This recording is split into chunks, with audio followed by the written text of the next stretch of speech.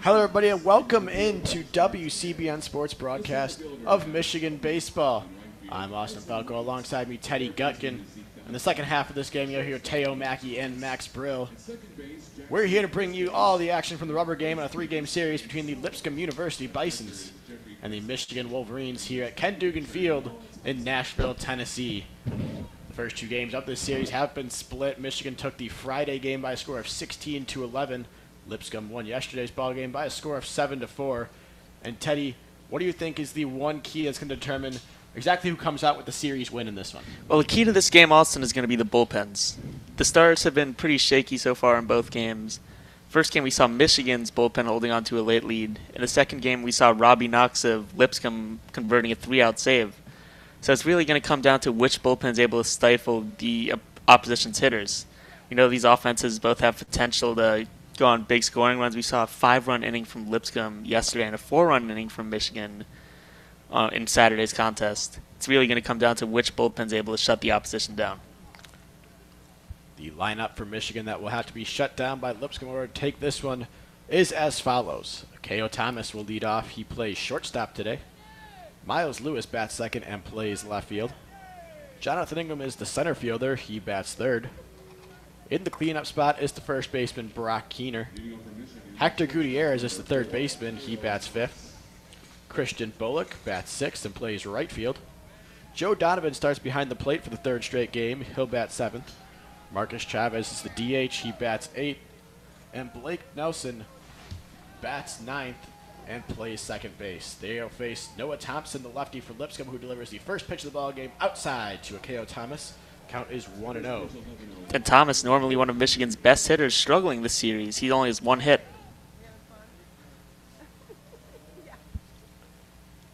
Thomas now awaits the 1-0 pitch from Thompson. It's on the outside corner for a strike, 1-1.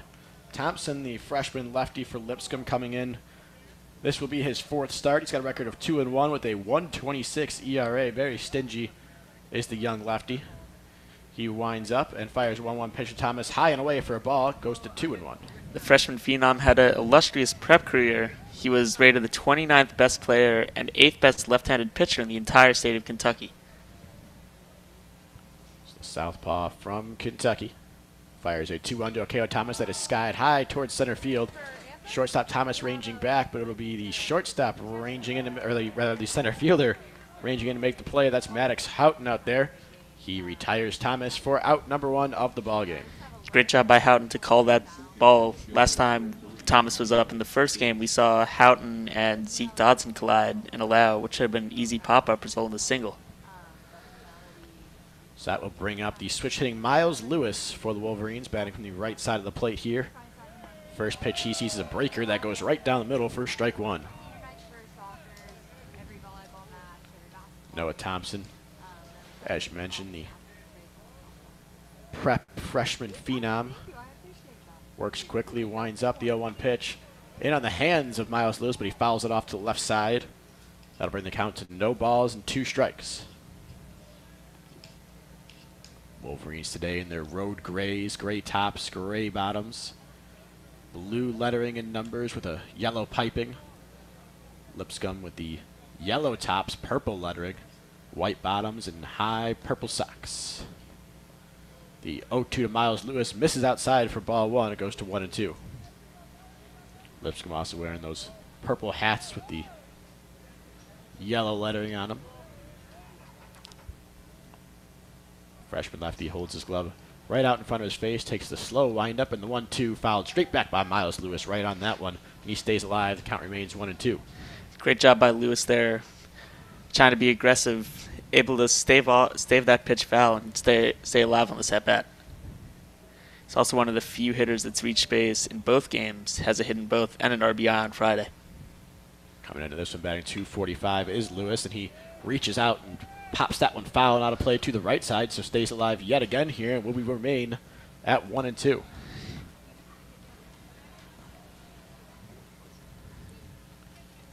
Looked like Lewis was a little off balance on that pitch from Thompson.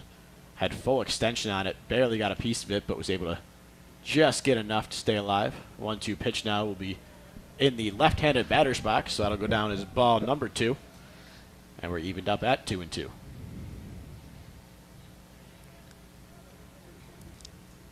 Lewis, not one to waste time, steps back into that batter's box quickly.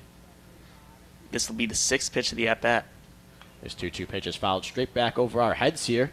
So another foul ball. Miles Lewis just hanging in there. And that will keep the count at 2-2. Great aggression from the junior Miles Lewis, really making the freshman Jackson work for every pitch on this at-bat. We'll see another 2-2 here, and Miles Lewis, guess what? Pops it foul over our heads again. So the count is going to remain at 2-2. That was 8 pitches so far in this at-bat. Miles Lewis going for that double digits potentially. And it's at-bat very similar to Dominic Clementi's at-bat in yesterday's game. I believe that at-bat lasted 9 pitches. This one was going to go 10 as the 9th pitch the at-bat misses outside for a ball and runs the count full 3-2. And if you're Lewis here, you can't be too aggressive. You gotta, if you see a pitch you like, absolutely swing at it, but just know the ball gets you on base. Just 5 walks issued on the season in 16 innings for Thompson. And this will be walk number 6 as this one misses just a bit high, and Lewis trots down to first base for the first base run of the ball game. Michigan will have a runner on with only 1 away for the center fielder, Jonathan Engelman. Engelman coming into this one, batting .259 on the season. Is batting .370 when he's got a runner on in front of him, though, and you have to imagine he'll be getting plenty of opportunities like that with the likes of Akeo Thomas and Miles Lewis consistently batting ahead of him.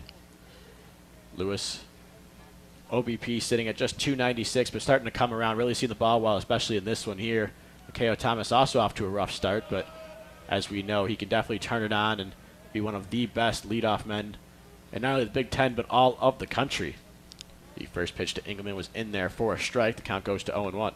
Absolutely, and people have to remember that Akeo Thomas was an All-Big Ten selection last year and a preseason All-Big Ten first team this year. Pickoff move over to first now as chases Miles Lewis back. A little delayed reaction there by Lewis. Almost got caught flat-footed. He's dancing around over there trying to draw the attention of Noah Thompson. And a good move there by the freshman. Interesting to see him leading off. He's 0 for 2 on stolen bases, so not necessarily somebody that Jackson has to worry about. He did have 19 stolen bases on about 23 attempts last year, did Lewis. So he has a stolen base threat over there. This time he's retreating towards the bag as pitch is delivered, but he's going to take second anyways. This one bounces to the dirt and away from the catcher, Chrisan. So Lewis trots down to second, and Wolverines now have a runner in scoring position now. Engelman still at the plate with a 1-1 count. And that's continued to plague the Bison throughout this series. I believe that's like their 7th or 8th wild pitch of the series. And Chrisan continues to struggle on the backstop. We saw Chrisan start behind the plate in Game 1 where we saw wild pitches and pass balls galore, along with plenty of walks and plenty of hit-by pitches. This 1-1 pitch bounced in the dirt again, but Chrisan with a nice backhanded stop to keep it in front of him. And the count goes to 2-1. Just able to keep that one in front of him. Now we could see Jonathan Engelman be a free swinger here. We know he's got power, and this is a deal hitter's count. Engelman did go deep to left field back in Friday's ball game in the 9th inning. It was dark, and that ball sailed straight out of sight. Not sure where it landed. We're estimating somewhere around 370, 380 to straightaway left field. He'll take the 4th pitch of the at-bat in the dirt yet again. 3rd straight time that's happened, and that'll run the count to 3 balls and 1 strike. This is something we haven't really seen from Wolverine hitters throughout the series so far. We're seeing them disciplined at the plate, while recently, especially Saturday, they were a little bit free swinging and swung at a lot of pitches outside the zone. So Engelman in firm control. This count 3-1. We'll see if he gives a big swing on this pitch from Thompson. Thompson looking back at Lewis at second. Lewis takes a big lead, now jumps back. And Thompson's going to step off. Lewis probably, or possibly hunting for a jump there, trying to get to third with just 1 out in the inning. Would allow him to score on a sac fly. Should this at-bat continue. Without registering an out, of course. Engelman should have the green light here on 3-1. He does, and he has this one high and deep towards center field. The center fielder Houghton ranging back. He'll have room, though. He makes the grab. Lewis tagging from second. He'll get to third pretty easily, standing up. So not quite a sacrifice fly, but he does move the runner up, does Engelman, and the Wolverines have a runner on third now with 2 gone in the inning, bringing up the first baseman, Brock Keener. Keener was absolutely sensational in yesterday's loss to Lipscomb. He was 2 for 4 with 2 RBI. Keener, the numbers don't necessarily stand out, only batting .250 on the season. OBP at .423, though, has a good eye at the plate, more walks than strikeouts on the season. And has been all around just a very impressive presence, at least from what we've seen in this series. Just intimidating, mostly on that left-handed batter's box. Today he flips around, the switch hitter does, and bats righty. He takes the first pitch on the outside corner for a strike, 0-1. Yeah, and as good as Keener's been at the batter's box this series, he's been an even better defender. Almost no miscues made. He's been fairly solid for a catcher going over to play first base. He deposits this 0-1 pitch into left field, barely fair by about a couple feet. That's going to score 1 run. He's booking to second is Keener. Problems in left field by Martinez picking the ball up, and Keener will slide in safely at second with an RBI double. And that ball at eyes, Austin, looked like it was going to hook foul. Even the left fielder, Josh Martinez, thought it was going to be foul. Instead, it just dunked in for a RBI double. Great placement by Keener. That was about a foot or two fair on that left field line, a little looping liner that went over the head of a leaping third baseman, Dodson. Keener booking it all the way. He was thinking second as soon as he saw that ball off the bat. And the defensive struggles of Zeke Dodson continuing. It's been a series to forget for him in the field. I'll bring up the Wolverine third baseman today, Hector Gutierrez.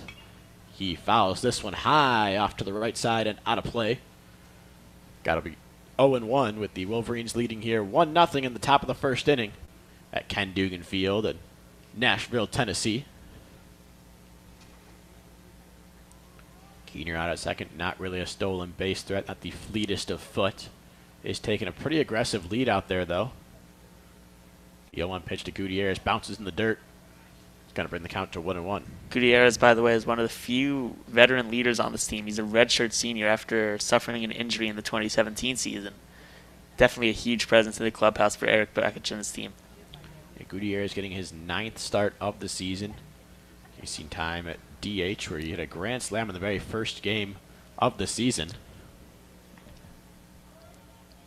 The 1-1 pitch to Gutierrez bounces in the dirt again, and it goes to 2-1. So Thompson having some problems spiking the ball here early on. So far, Jeffrey Crisan, who's had a rough go of it back there, only let one trickle away. It proved to be costly, though, later on as Miles Lewis came around to score on the RBI double from Keener. It has been a common theme in the early stages of each game for Lipscomb. The pitcher struggling with control and catcher struggling to keep the ball in front of him. This 2-1 pitch to Gutierrez is hit hard. Past the diving shortstop Thomas and into left center field. Keener's booking it around third. They're going to send him to throw home. Cut off at the mound. And now they're going to have Gutierrez stuck between first and second, and he will be tagged out, but not before the run scores at the plate. So a bit of a base running error there from the Wolverines, preventing a huge inning potentially. But Hector Gutierrez does drive in the second run of the ball game. It's 2-0 Michigan after an inning of play here at Ken Dugan Field on WCBN Sports coverage of Michigan baseball. Yeah, and just strange mental lapse in judgment by Hector Gutierrez there. Usually you see runners take a big turn around first to potentially go to second and then come back. Instead, he's halfway there when the throw's cut off. He's got to know that you've just got to stay at first and limit yourself to a single and let this run keep going. If you're scoring that one at home, that's an 8-3-4 put out. Was the center fielder Houghton, who threw it to the first baseman who was streaking across the field. Cade Soros was a little late getting over to the pitcher's mound, but he was able to field it, and right in position was the second baseman, Jackson Firstace. He ran down Hector Gutierrez, slapped the tag on him, and ended the inning. And Maddox Houghton continues to have a stellar defensive series. He had an incredible diving catch in center field in the first game, and then he had that sliding catch to end the second game in foul territory. Definitely one of the best defenders on this Lipscomb roster. And it will be Blake Thomas, the shortstop who dove on that play and could not quite get a glove on it, leading things off for Lipscomb. The rest of the lineup is as follows. The first baseman, Cade Soros, bats second. Batting third and playing third is Zeke Dodson. Jeffrey Crisan, the backstop, batting fourth. In left field today is Josh Martinez. He's in the 5-hole. Batting 6th, the designated hitter for the Lipscomb Bisons today, Jake Perry.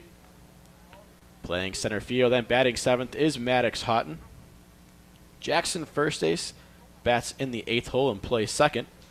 And rounding out the lineup is the right fielder getting his first start of the season, Carson Wright. Meanwhile, they'll face the Wolverines senior right-hander Alec Renard.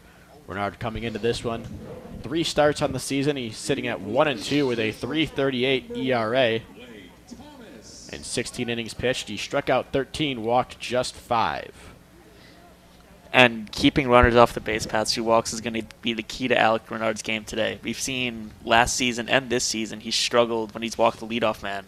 And especially with a speedy guy like Blake Thomas leading off, who's also 400 in the leadoff spot. This is going to be a crucial out to get, even as the first batter of the game. Blake Thomas squares out a bunt on the first pitch, and this one flies to the backstop. It's going to go down as ball number 1. As you mentioned, Thomas batting a cool 389 when he leads off an inning.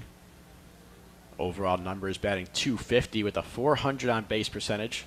When he gets on base, he's, as you mentioned, a stolen base threat, 8 for 8 on the season. He takes the 1-0 pitch here from Renard in there for a strike, 1-1.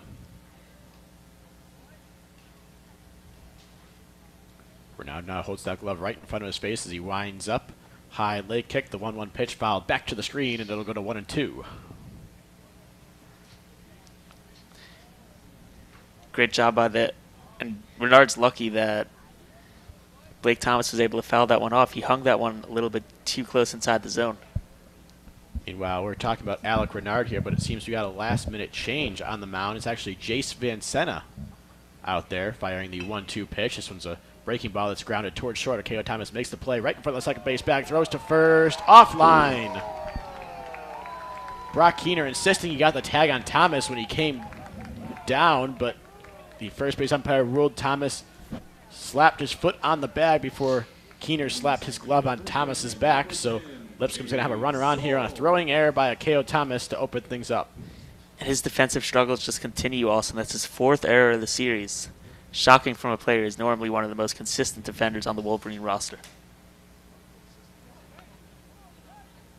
So we gave you the numbers for Alec Renard, who was scratched from the start today. Not quite sure why. We just got a very last-minute change here going into the bottom of the inning. Van Senna hasn't seen a lot of time this season, just 5 2/3 innings pitched. As his first pitch to the first baseman, Cade Sorrells, misses outside for a ball, 1-0. In those 5 2/3 innings, he's sitting with the 11.12 ERA. Not too pretty, but again, a small sample size there. He struck out 3 and hasn't walked a batter yet on the season. 1-0 pitch hit to Sorrells is in there for a strike, squared around a bunt, but then pulled back, so the count will go to 1 ball and 1 strike. And that's the key number there. Having 0 walks, especially for a team that struggled in putting men on the base paths, that can be huge for the Wolverines today. Van Senna keeping a close eye over there at Thomas on first. Thomas taking an aggressive lead, not going here. Sorrells skies one towards left field. Lewis ranging over near the line. He'll have plenty of room, though. He makes the grab. Thomas not tagging at first and scampers back. Down is out number 1 in the inning. That will bring up the 3-hitter, the third baseman, Zeke Dodson. Dodson leads the team, or is second on the team in batting average. He's hitting .377 this year. And he's got a little bit of power, 2 home runs and 10 RBI. Dodson, one of the 2 big threats in this Lipscomb Bisons lineup. He takes the first pitch from Van Senna outside corner for a strike, 0-1 rather.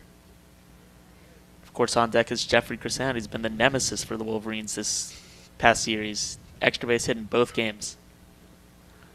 The 0-1 pitch hitter Dodson. Dodson stepping like straight out almost. Looked like he was almost squaring around with his feet, but never came down with a bunt. Kind of awkward looking there, but he takes a strike and it goes to 0-2. Dodson swings that bat above his head. It's the 0-2 pitch, bounced in the dirt, but able to get just enough of it to knock it down. It's Joe Donovan. It skips away just a little bit, but Thomas being cautious over that first, hangs tight. Counts 1 ball and 2 strikes. It's so crucial to keep that ball in front of you. You can't let a base runner like Blake Thomas get in scoring position with 1 out. We saw it cost Lipscomb in the top half of this inning. Wolverines trying to avoid that same fate.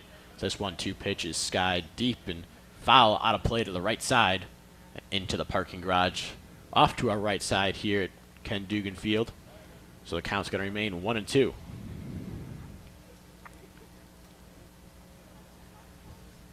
Not as many young ones in attendance chasing down all the foul balls today as Thomas takes off on the pitch, but a foul ball at the plate. It's really a foul ball. The ball looked like it was going to bounce in the dirt anyway, but Dodson got a piece of it on the swing, so Thomas will have to scamper back to first base, and we'll do it again here at 1-2. A poor break there for Jace Van Sena. Had a chance to get his 4th strikeout of the season. Instead, he's going to have to do it over here. Thomas, meanwhile, basically got a running lead on that last one. Takes a hop here, not going on this pitch as it misses just outside for a ball and evens things up at 2-2. You can see Van Sena's body language after that pitch. He thought that should have been a strike. You can hear it a little bit from that Wolverines dugout as well. They thought it was a strike too.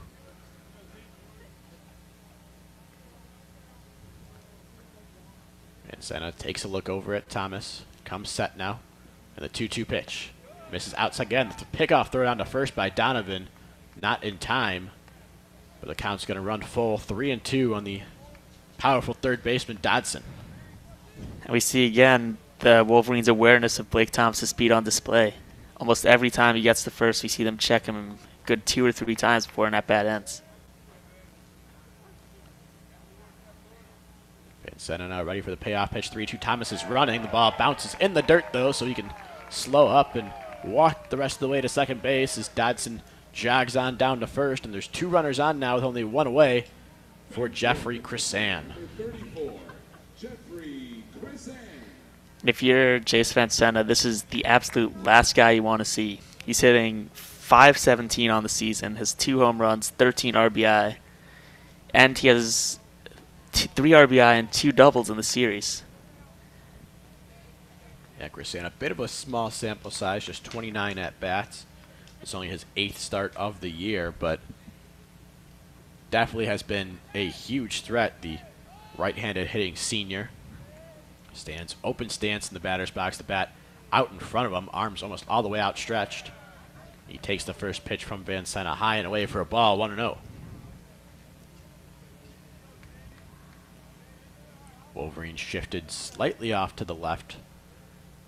Their second baseman Nelson playing a little closer to second base than you'd expect the normal double play depth. Meanwhile, the first baseman Keener playing well off the line. As the 1-0 pitch here to Crisan bounces in the dirt. Once again, Donovan able to get just enough of it to hold the runners. Count goes to 2 balls, no strikes. Crisan, by the way, had 10 RBI last season. Almost a quarter into this year, he has 13, already surpassing his total. It's definitely been his best season in a Bison uniform.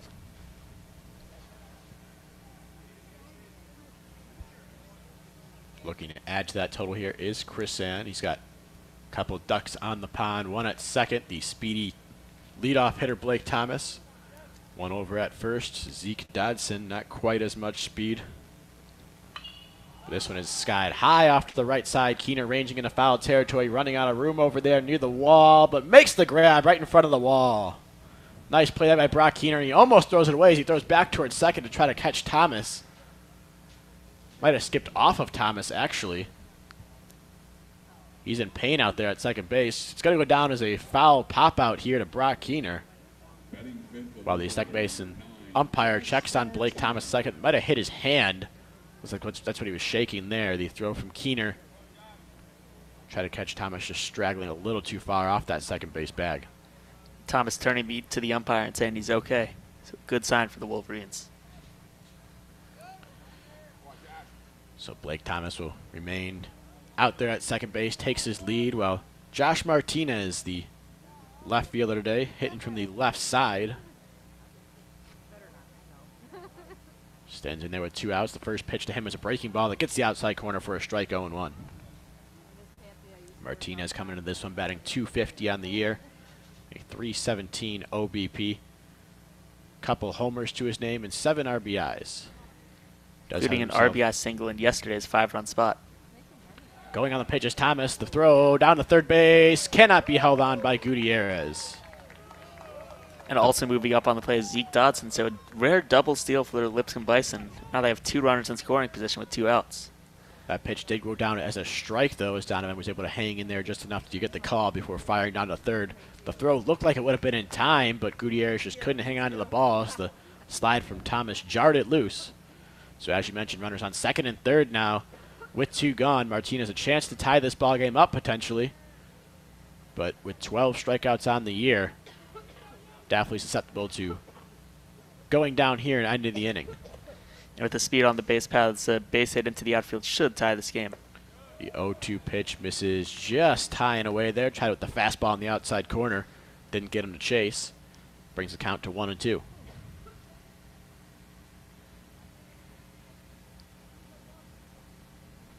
Vincena stands with that glove at his hip while he's waiting to get the sign. Now brings it back.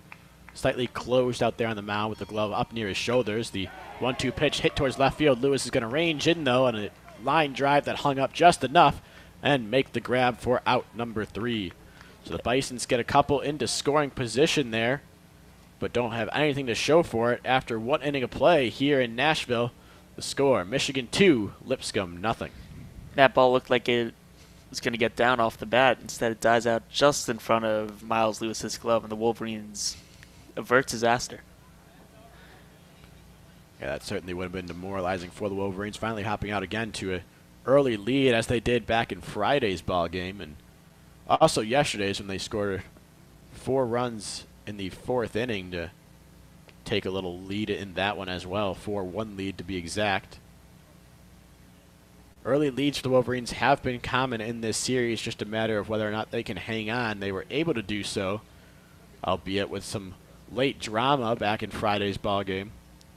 Were not able to do so yesterday as a 5-run 5th really cost them, and Lipscomb was able to even the series up at 1-1. So it'll be Thompson here facing the 6, 7, and 8 hitters for the Wolverines: Christian Bullock, Joe Donovan, and Marcus Chavez. Bullock hitting .250 this year, but his real calling card's his defense. He had that incredible throw to the plate to get Josh Martinez out in the top half or the bottom half of the 6th inning in yesterday's game. One of the few late highlights for the Wolverines. Also a threat to steal if he gets on base. 4 for 5 in stolen base attempts this season. He is 0 for 1 so far in this series. The left-handed hitting sophomore steps in there to face the left-handed throwing freshman. He squares on a bunt and pulls back as it almost hits him in the head. The count's going to go to 0-1-0. And much like Habiger and I believe it was, he started yesterday, was it? It's the 1-0 pitch here. Bounces in the dirt for a ball, 2-0.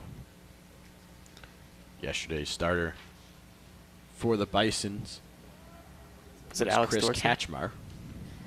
Well, Kachmar and Habiger both struggled with their controls in the first couple innings. Looks like Jackson's even more of the same here. This 2-0 pitch to Bullock is lined right at the second baseman first base. He takes 2 steps to his left and retires the right fielder for the Wolverines. So 1 gone here in the second. Batting 7, the catcher number 0, Joe Donovan. First base playing pretty far off the bag there, maybe shifting a little bit. If he wasn't there, it could have been leadoff single for Bullock. Instead, there's 1 away. Freshman backstop Joe Donovan. The righty takes the first pitch from Thompson high for a ball, 1-0. Donovan having himself a nice season nice series rather, boosting his season average up to .312. Limited action so far, but the freshman has gotten all 3 starts in this series. He fouls the second pitch of the at-bat up and over the booth here and out of play. So that'll go down as a strike, and the count is 1-1.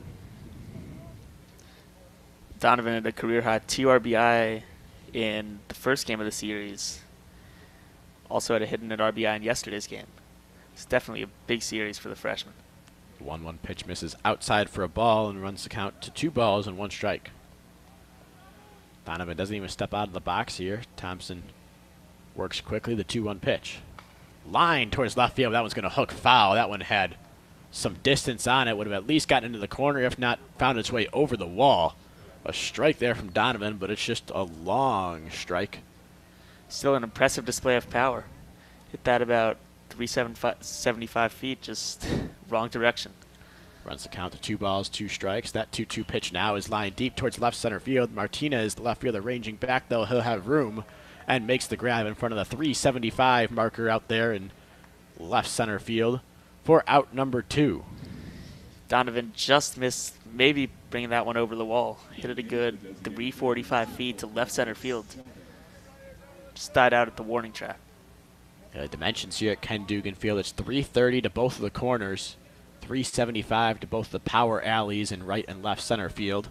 As the first pitch here to Marcus Chavez is bounced foul to the left side, 0-1. And it's 400 to straightaway center. There are trees just beyond the outfield fence stretching all the way from the left field corner to straightaway right field where the scoreboard lies. It's the 0-1 pitch to Chavez here. Misses high and away for a ball, 1-1. Not the best start to the season for Marcus Chavez, hitting just 194. He's only registered 6 hits so far. Chavez didn't appear back in the first game of the series on Friday, but has gotten the start at DH in both of these last 2 games. The third pitch, the at-bat to him, misses outside for a ball, 2-1.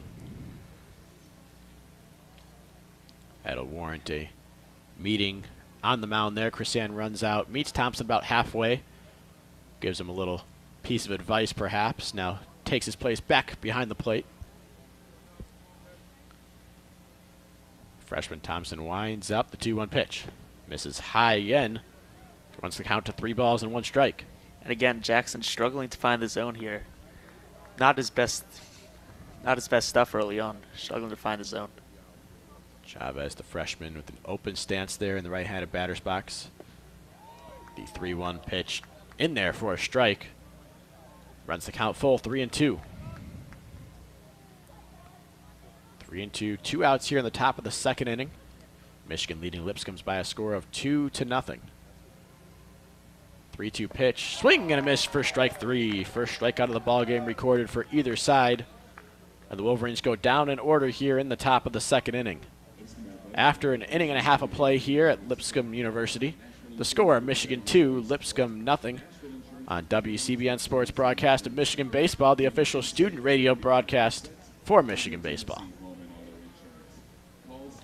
Even in a 1-2-3 inning, though, there were some positive signs to take away for the Wolverines. You had Christian Bullock hitting that hard line drive. They're just caught in the shift. And then you have Joe Donovan driving a ball just to the warning track. Even though this resulted in outs, it's great to see the Wolverines having a little bit of power in their bats, which has been absent for most of the series. The Wolverines really getting it done with patience, as you mentioned. They walked a ton in this series, had 8 back in Friday's ball game. Meanwhile, in yesterday's ball game, only recorded 4 of them.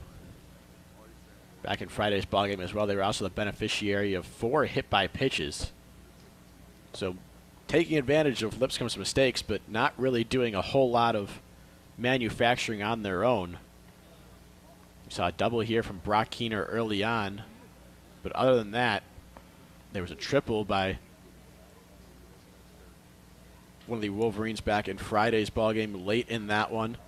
As you mentioned earlier, the home run by Jonathan Engelman back in the 9th inning of Friday's ball game as well, but other than those 2, no other extra base hits to really speak of.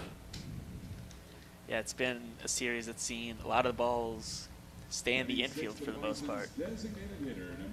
And we're seeing why neither of these teams are exactly offensive powerhouses. So for Lipscomb here, in the bottom of the second, they'll have their 6, 7, and 8 hitters up to the plate as well, starting off with Jake Perry.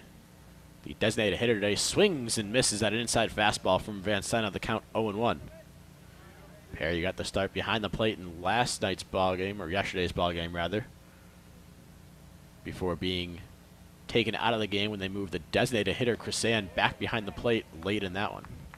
The 0-1 pitch to Perry. It misses low and away and evens the count up at 1-1. Perry, a transfer from Maplewoods Community College, where he won a Region 16 championship in 2016. 1-1 pitch here is fouled straight back and out of play. So that'll bring the count to 1-2. Perry coming into this one batting .238. 2 extra base hits on the year, both of them doubles. Meanwhile, has struck out 13 times in 42 at-bats. He's down on the count here, 1-2 to Vancena. The righty fires and swing and a miss on a high fastball for strike number 3. So Vancena records his first strikeout of the game here in the bottom of the second to start things off. There'll be one away and nobody on for the center fielder, Maddox Houghton. A great pitch there by Vancena, getting him to chase that high fastball, getting his first punch out of the day. Vancena's ERA shrinking little by little with every batter he's able to retire. First pitch here to Houghton is lined towards second base and caught by Nelson over there. Nice play there by Nelson on a screaming liner ranged over to his left near that old 3.5 hole and brought it in for out number 2 on just one pitch. That'll bring up the second baseman for the Bisons, Jackson Firstace. Started all 3 games over there at second base in this series. Comes into this one batting .286 on the season. Watch the first pitch from Vancena, missed low for a ball, 1-0. Not the most disciplined hitter, though. He has 8 strikeouts and still hasn't recorded a walk. This is his 6th start of the season for the junior. Right-handed hitter lines one towards Miles Lewis left. He's ranging in and slides, making a nice grab. So a quick 1-2-3 inning there from the Bison despite a couple of hard contact. Meanwhile, that will bring us through 2 innings of scoreless baseball for Jace Vancena, and the Wolverines are ahead here after 2 by a score of 2-0. And look at the bench reacting to that play by Miles Lewis. Everybody out of the dugout giving him high fives after a sensational diving catch. Definitely one of the defensive highlights of the series so far. Worth noting for Miles Lewis, too, the hat stayed on with that one. Something you've seen with Miles Lewis over his time in Ann Arbor. Loves to flip that hat off. We even saw yesterday when he made a nice sliding grab in the left center field gap. The hat flew off midway through his slide.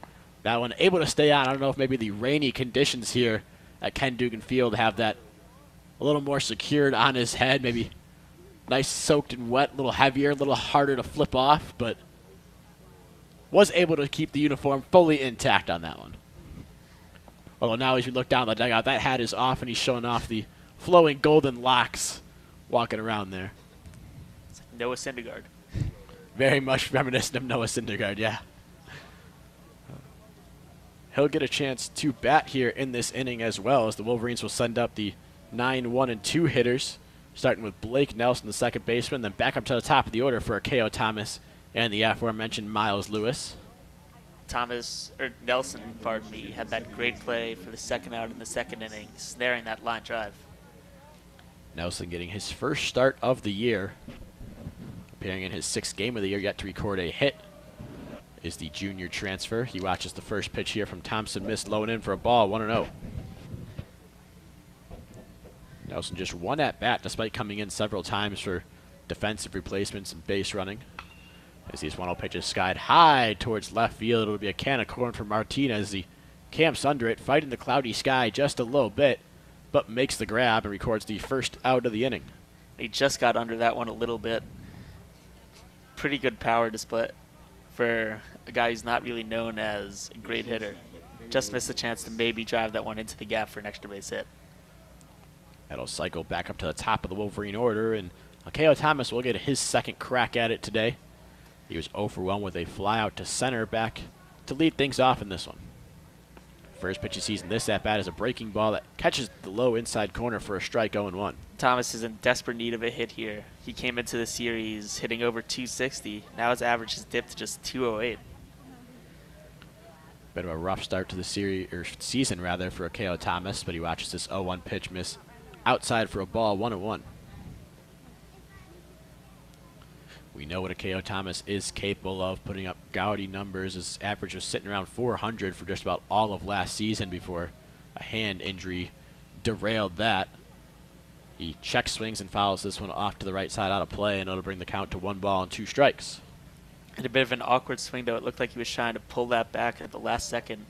Instead, just able to poke it just over the wall in foul ground in right field.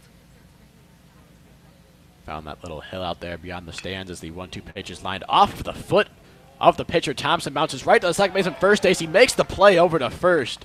What a play there by first base to hang with a ball that ricocheted right off the foot of Thompson and Still had some serious velocity on it before firing to get the speedy Thomas at first base. That'll go down as a 1-4-3 ground out there for Thomas, and he can't buy a hit at this point. Yeah, and you've got to feel for him. That was one of the best hit balls he's had all series long. Would have found its way up the middle for an easy single. Instead, it ricochets right to first base for an out. He just can't buy a hit right now. So now Miles Lewis will step in with 2 outs and nobody on here in the top of the third. He swings and misses at the first pitch, or rather gets barely a piece of it and taps it off towards the Wolverine dugout. That'll bring the count to no balls and 1 strike. Lewis back in the first inning of this one. Saw 10 pitches and worked a walk after falling behind in the count 1-2. This time he swings at the second pitch and lines it towards right center field. Houghton, the center fielder, ranging over, calls off the right fielder and makes a nice running grab in the gap for out number 3. So the Wolverines go down quietly here in the third, 1-2-3. We're cruising along here at Ken Dugan Field at Lipscomb University. The score after 2.5, Michigan 2, Lipscomb 0 on WCBN Sports coverage of Michigan baseball. I'm Austin Falco alongside Teddy Gutkin. We're taking you through the first 4.5 innings of this one. From there, we'll turn it on over to our colleagues Teo Mackey and Max Brill, who will take you home the rest of the way. We got some cloudy conditions here. We're keeping an eye on the weather. We had some drizzling early on before this game started. Nothing to seriously impact, but if you're following along, you probably know this game was originally scheduled for a 1 p.m. Central Time start. Had to move that up a couple hours to avoid this incoming rain that we have here in Nashville. Moved it to an 11 a.m. Central Time start. We'll see how long we can stave off the rain. I know our own Teo Mackey was looking at the weather a little bit earlier, said we weren't supposed to get a whole lot until 2 o'clock and afterwards, so hopefully that weather hangs out just enough to finish this one. So far, the pace of play resembling more of yesterday's ball game. We're cruising along here. Just 45 minutes for the first 2.5 innings of this one. Nothing like Friday's game where we saw a 3-hour and 40-minute just walk fest, basically. Yeah, this is the complete opposite of Friday's game. Not only are we not seeing many base runners, but we're seeing a lot of balls get out of the infield. I think we've already seen more extra base hits in the first one. We've already seen more extra base hits than we did in the first 5 innings of Friday's game. So leading off here for the Bisons in the near half of the third inning is the right fielder Carson Wright, getting his first start of the series, his first start of the season. Generally comes in as a pinch runner, pinch hitter late in ball games for the Bisons. He squares around to the first pitch and pulls back as it misses high. Count goes to 1-0. Like the Wolverines here in the third, Lipscomb will send up their 9 1-2 hitters to face Jace Van Senna. A 9-hitter right now takes the 1-0 pitch in there for a strike, 1-1. It's been a pretty tough go-round so far this season for Carson Wright. He's gone to bat 10 times. He struck out in 7 of his appearances. Not known for his bat, more of a speed and defense guy is Carson Wright. Here he takes a pitch low and in, though, for a ball and runs the count to 2 balls and 1 strike.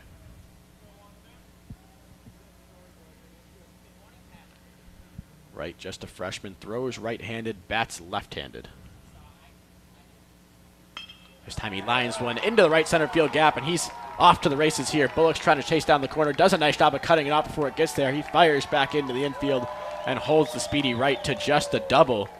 So Wright registers his first hit of the season. It's a double. First hit of his career here at Lipscomb.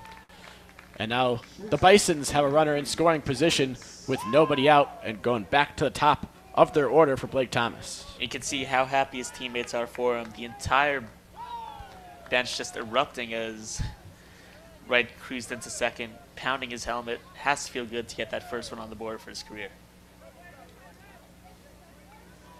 So now Jace Van Senna in a little bit of trouble here to start off the third. Has to fake Blake Thomas, the speedy shortstop, led off the ball game with reaching on an error. This time he bunts right in front of the plate. Donovan has trouble fielding it, and that's going to result in Thomas reaching first. Meanwhile, Wright moves up to third. So the wet conditions messing a little bit with the Wolverine catcher Donovan. And now Lipscomb, with nobody out, has runners at the corners and getting right into the meat of their order with Cade Sorrells. Just the absolute last thing you wanted to have happen in these first two batters, if you're Jace Vancena, you have a guy who hasn't had a hit all season driving one down the right field line. And then you have your catcher again struggling to pick up a ball in the dirt. Now they've got runners on the corners with nobody out. Ruled an error there on Joe Donovan. Bit of a tough one. It looked like he might have beat out. Anyway, but the first pitch here skips past Donovan back to the backstop, and that's going to result in a run for the Bisons. A wild pitch there from Vancena allows Wright to come in to score and Thomas to move up into scoring position, so the Bison have got back within one. The score is 2-1 here with nobody out in the bottom of the third. And an inning to forget for Joe Donovan. This is second error in as many pitches. That one coming on a pass ball. We'll see if they rule out a pass ball or wild pitch. It is a wild pitch, so not quite as much on Donovan there. He's seen Jace Vancena on at least a couple wild pitches early on, but there was nobody on earlier. The 1-0 pitch now here to Sorrells, way out in front of it. He taps it near the Wolverine dugout for a foul ball. The count goes to 1-1.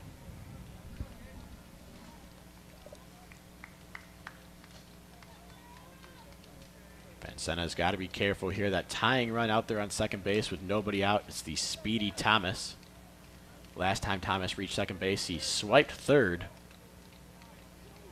Something to be aware of here. The 1-1 pitch to Sorrells misses outside for a ball. Runs the count to 2-1. And I should note that so far this season, the longest outing for Jace Vancena is 4 1/3 innings. Definitely long-term success isn't something that he's known for. We're seeing him start to crack a little bit here. Vancena listed as among 5 Wolverine starters. This one misses high and in, almost taking the helmet off of Cade Sorrells. It does end up falling off, but luckily didn't clip him. He'll take a second to regroup after that one, but scary, almost taking the head off of Sorrells. That'll bring the count to 3 balls and 1 strike, though. And we have movement in the Wolverine bullpen right now. I can't quite see which pitcher is up, but looks like Eric Bakich is considering pulling Jace Vancena. Have to wonder if maybe he wanted to push back Alec Renard, maybe pitch later in this ballgame. Renard wasn't quite ready. That could be a possibility, given it's only the 3rd inning of this one. Yeah, and I think that's the route they're going to go. The 3-1 pitch. It's Right fouled on back. it is Sorrells, straight back to the Near screen. press box. He's protecting us there. So that'll run the count full 3-2. Sorrells, the big lefty, stands in there at 6'1", 188, but a menacing presence out there. Holds that bat over the plate. He stands so close to it. He lines one towards left field. He's going to drop it from Miles Lewis. He fields and throws in. Thomas had to hang up at second to make sure that one fell in. So he does not score out the play, but once again, runners at the corners for Lipscomb here. Nobody out still in the 3rd. Third baseman, Zeke Dodson. That is going to warrant a visit to the mound from pitching coach Chris Fetter. Taking a long stroll out there. Perhaps to buy more time for that bullpen arm. We've seen Eric Bakich do it several times throughout his time in Ann Arbor and several times in this series already. He'll stride out to the mound and stand there talking with his pitcher for as long as he possibly can before making a substitution. I don't imagine Chris Fetter will be the one to call it to the pen here, but quick little pep talk gets Vancena perhaps back in this one. He's got work to do facing the 3-hitter Zeke Dodson. Dodson, we mentioned, in his last at-bat, hitting .377 on the season. 2nd on the team in batting average. Always a threat to get on. Dodson worked a walk in his last at-bat on 8 pitches. Also had himself a stolen base when he moved up on the back half of the double steal back in that 1st inning. And Senna, by the way, hitters are hitting .462 against him when runners are on base. Dodson, meanwhile, batting .312 with runners in scoring position. He's got one just 90 feet away there. That would represent the tying run. He takes the first pitch, breaking ball in there for a strike from Vancena. And with nobody out in the inning here, any ball in play that's not either a short ground out or a Short fly out. This was going to get well deep into the right center field. Guy Immon's going to range over, but that will score a run. Tagging up also is Sorrells, but he puts the brakes on and returns to first. Thomas, meanwhile, scoots across the plate to tie this ball game up here in the bottom of the third. It's 2-2. A well-hit ball there by Zeke Dodson. Just getting under it. It's Jonathan Engelman. But at least the Wolverines are able to get their first out of the inning. Isn't the guy coming up isn't the guy you want to see, though. It's Jeffrey Crescent. It is Jeffrey Christian. The possibility does lie there to double him up, though, if you can get him to hit a ball on the ground. He fouled out to Brock Keener just in front of the barrier wall in foul territory back in the first inning. That last run, by the way, was unearned after Donovan allowed. And this one is fair down the left field line. It's going to get into the corner. Booking around second is Sorrells. He's going to try to score. The throw into the infield. The K.O. Thomas relay throw home. Wild offline and late. Meanwhile, moving up to second is Jeffrey Crescent with an RBI double here. Sorrells booking it all the way around from first on that one. And the Bisons have a 3-2 lead here in the bottom of the third. And Jeffrey Crescent was his third double in as many games, all of them going for RBIs. Big hit there for the senior. The Bisons doing what they did yesterday, coming back from a 2-run hole. And now that will prompt Eric Bakich to take the long stroll out of the Michigan dugout. We're going to see a pitching change here. We'll let you know who it is as soon as we can tell. The Wolverine bullpen guarded from us over here with a screened fence, unlike the Lipscomb bullpen where we can see pretty clearly it's wide open off to the left side. Kind of a difference in designs there. And I can't see the number clearly, but I believe this is Alec Bernard trotting into the game, who is projected to start at the beginning before first pitch. Eric Bakich makes the call to the pen, signals for the righty. And it looks like it will be Jack Weisenberger coming into this ball game, the sophomore right-hander out of Rockford, Michigan.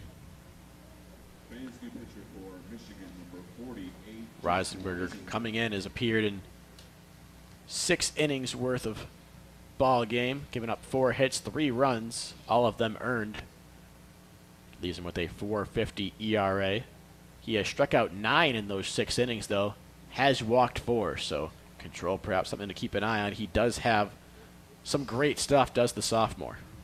Yeah, and his last appearance, Michigan was able to pick up a win against Stanford. He pitched 2 1/3 innings, had 3 strikeouts, and walked only 1. So looking to capitalize on that prior success is Eric Bakich. Still trying to figure out his bullpen rotation fully here in the early going, with a lot of roster turnover, losing solid guys in the back of the bullpen like your closer Jackson Lamb, who was just about as shut down as you can get. Everybody has to kind of shift around, change their roles. We saw Troy Miller come into the ballgame for Michigan, who was previously more of a setup man. He was the go-to guy when Michigan needed to stop the bleeding a little bit back in Friday's ballgame, win as long as he possibly could. Meanwhile, Bredesen for the Wolverines, Jack Bredesen, brother of Ben Bredesen on the Wolverines football team, has seen time closing the junior right-hander. We'll see if he gets a chance to come into this ballgame. We have not seen him yet in this series, but another key part who was more of a tertiary piece in last year's 40-win-plus team. As Weisenberger finishes his warm-ups, gets the okay, and it looks like we're ready to resume here. When we get back underway, it'll be Josh Martinez, the left-handed hitting right fielder, or rather left fielder. Started in right field back in Friday's ball game. Has been in left field the last couple of days, has Martinez. He is 0 for 1 so far on the day, lined out hard to the left fielder. Miles Lewis back in the first. Jeffrey Crescent, the big catcher, out there on second base. Takes himself a short lead for not being held on at all. Don't think he'll be moving anytime soon. Only one gone and a lefty at the plate. This one is lined towards left field. Got Miles Lewis ranging over towards the line. Makes a running grab. Nice play there by Miles Lewis. He's been busy out there today. Chrisan, meanwhile, trots back to second. And there'll be 2 outs here in the bottom of the third. And Lewis again making a great play to prevent Michigan from giving up another run. He previously got Josh Martinez to fly out with runners on second and third. This time getting him to fly out with Chrisan in scoring position. That'll bring up Jake Perry, the designated hitter for Lipscomb today. He's 0 for 1 as well with a strikeout just last inning in the second. That came against Jace Van Senna, though. This time he faces Jack Weisenberger. Weisenberger leans in for the sign, now comes set. The first pitch misses high for a ball, 1-0. We don't get the radar gun here, but Weisenberger throwing noticeably a tick faster than Jace Van Senna was. Definitely has some real life in that arm. Stands out there at 6'3", 215. Comes set with a bit of a closed stance, shielding the batter from that throwing arm.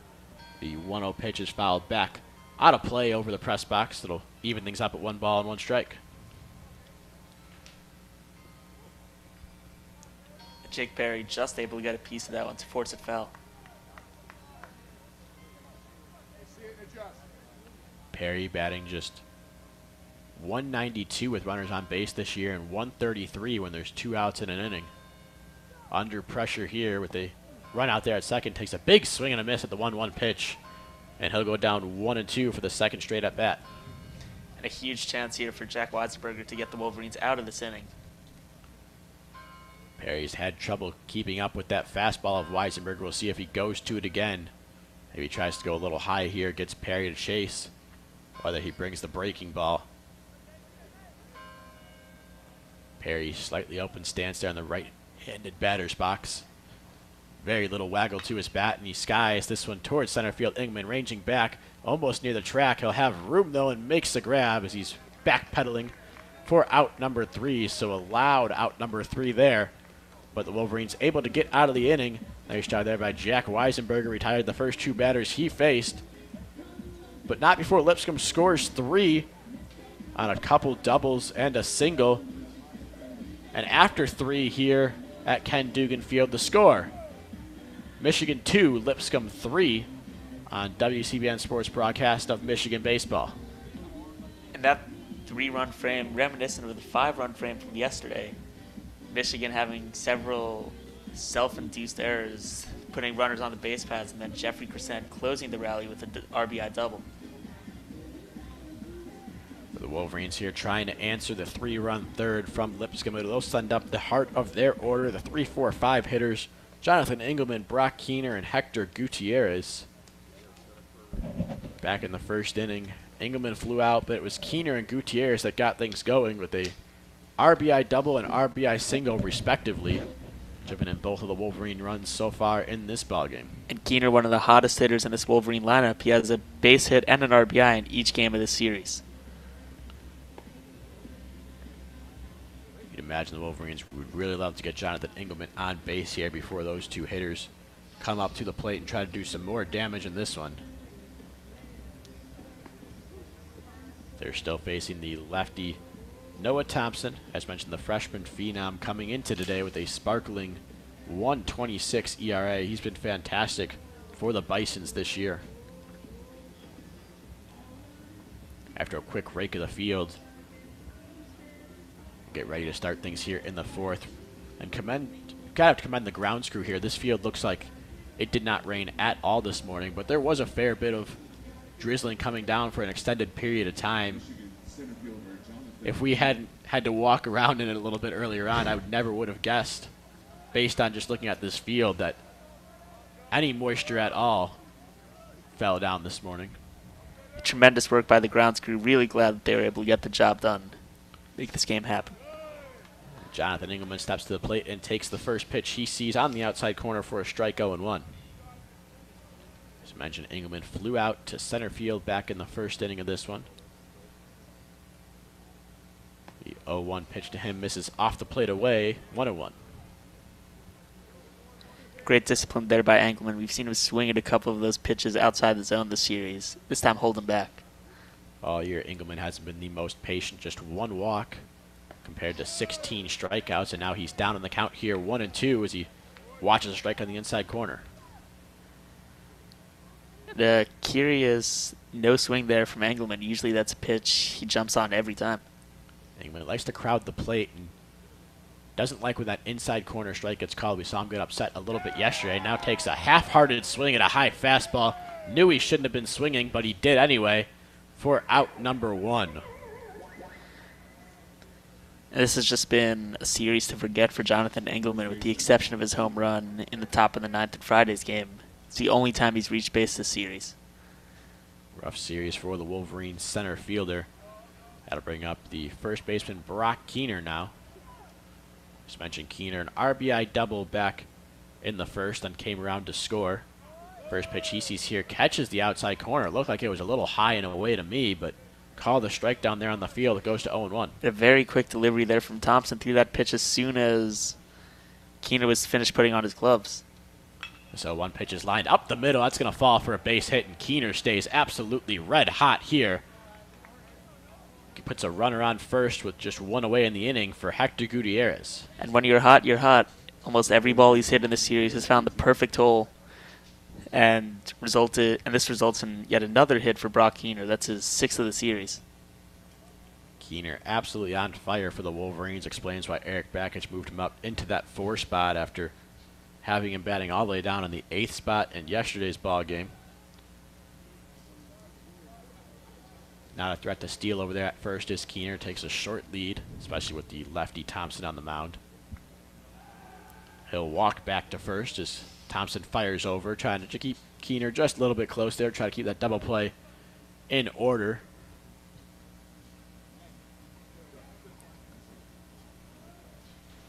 Gutierrez, meanwhile, steps into that right-handed batter's box. As you mentioned, the freshman with a little open stance, waggles that bat with his right-hand shoulder.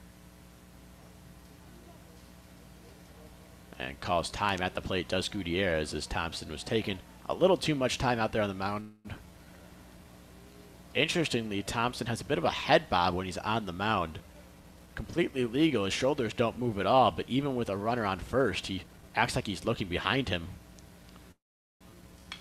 So this pitch to Hector Gutierrez is skied high towards right field. Carson Wright, plenty of room, makes the grab out there in right field, chases Keener back to first. And now there'll be 2 outs and a runner on for Christian Bullock. Bullock, of course, lined into the shift when he led off the 2nd inning, continuing to struggle at the plate this series. Eventually that'll bring up Christian Bullock, who lined out to second in his first at-bat of the ballgame back in the 2nd. The young lefty for the Wolverines hits this one high on the infield. Under it is the shortstop Thomas. He calls everyone off and makes the grab, almost backing right into Keener, who is rounding second, but makes the grab before any collision occurs. So despite that single by Keener, the Wolverines go down quickly and quietly here in the top half of the 4th inning. After 3.5 innings of play here, the score: Lipscomb 3, Michigan 2 on WCBN Sports broadcast of Michigan Baseball. Just a really rough inning there for the Wolverines. This is the 2nd game in a row where they've fallen behind and just been unable to manufacture any offense to speak of. You had a 1-out single, and then your bats just go completely silent. Just 8 pitches in that inning for Thompson. Wolverines making life easy for the freshman. And it's been somewhat fascinating to see the approach from the Wolverine hitters in this series. Back on Friday, extremely patient. As yesterday's ball game went on, they got more and more aggressive. And today, coming out swinging relatively early on.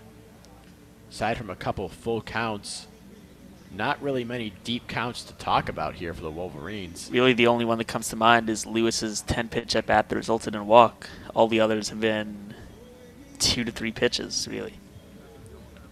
If you look at the scorebook, it's hard to fault Brock Keener with how hot he's been. He's got a couple of hits, only 4 pitches seen, though.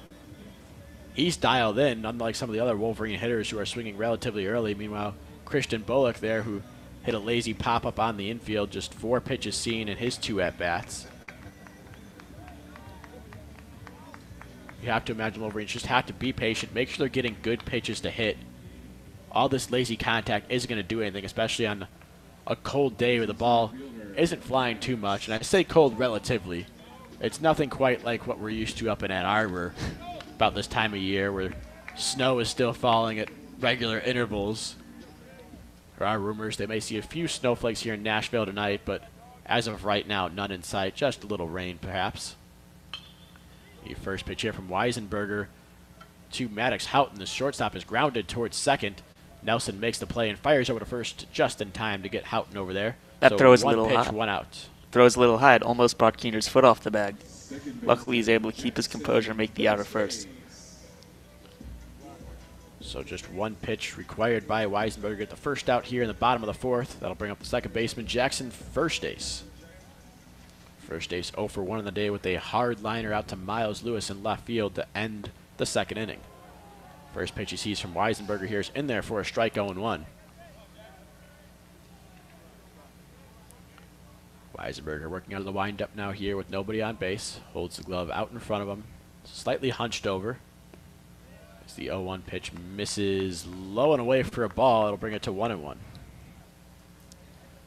First ace gets on. He's a threat to steal. He's second on the team, 3 for 4 on stolen base attempts. 1-1 pitch. The second baseman is low and away for a ball. Runs the count to 2 balls and 1 strike.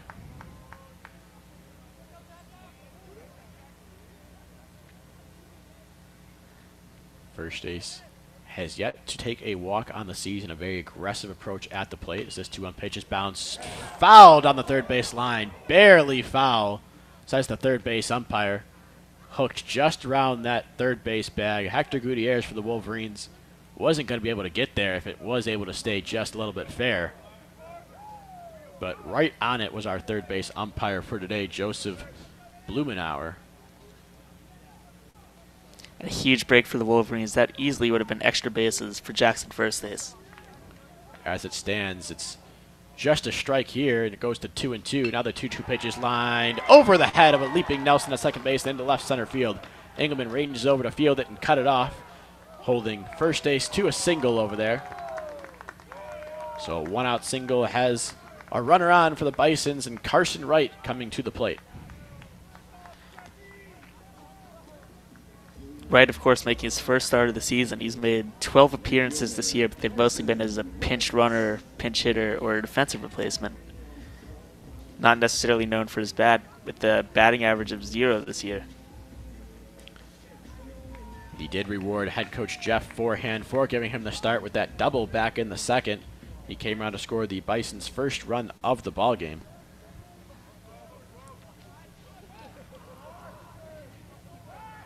A pickoff throw here chases first ace back at first. Almost a wild pickoff throw. Nice play there by Keener to reach up to grab that one. You mentioned before, first ace on the season. 3 for 4 in stolen base attempts. His first pitch here for Wright is bounced foul off towards the Wolverine dugout. 0-1. And you can see Keener playing very close to the line. Keener holding the runner on over there. Of course, Wright, the diminutive lefty over there. And the batter's box. He stands at just 5'9", 160, does the freshman out of Knoxville, Tennessee. This one is in the dirt and skips away from Donovan, so first ace takes second. And the count runs to 1-1. Now Carson Wright has a runner in scoring position, trying to tack on some insurance for the Bisons. That's the second pass ball of the day for Joe Donovan, not having his best day at the backstop. Donovan obviously impressed head coach Eric Bakich enough to get the 3rd straight start in the series. But as you mentioned, a little bit of a rough go of it here early on. Hasn't been helped by a little bit of wild command here from Wolverine starters early on in this one. Jace Vancena spiked several pitches during his 3 innings of work, or rather 2 1/3, was not able to finish that 3rd inning. So far, Weisenberger's pitched 1 full inning's worth of work and has only spiked a couple. John Otto's done mostly a good job aside from that pass ball with Weisenberger in the game. As Carson Wright calls time at the plate. We'll have to reset here for the 1-1 pitch. Christian Bullock playing fairly far away from the line after Wright drilled one just down the chalk in the third inning. A 1-1 pitch to Wright, misses high and away for a ball. Brings the count to 2-1 strike. First base has the speed to score from second on a single. Should Wright be able to poke one into the outfield here? There's a pretty sizable hole on the right side with Keener playing pretty much normal depth and Nelson shaded slightly towards second base. Likewise over on the left side where Gutierrez is actually playing closer to the line than he would normally play to try to cover third at first base, tries to steal, but Carson Wright pops this one towards left field. Akeo Thomas, the shortstop, ranges out and makes the grab about 20 feet onto the outfield grass for out number 2 in the inning. So Weisenberg with a chance to get out of this one. That runner still on second, but with 2 outs, he'll have to face the top of the order. The shortstop, Blake Thomas, coming up to the plate. Thomas, who's an excellent leadoff hitter, is just batting .200 this season when runners are on, and a dismal .143 when runners are in scoring position. Thomas has been on base twice today on a couple errors. One on the throwing error from Akeo Thomas back in the first, and one on the error by Joe Donovan where he couldn't pick up the bunt attempt back in the third.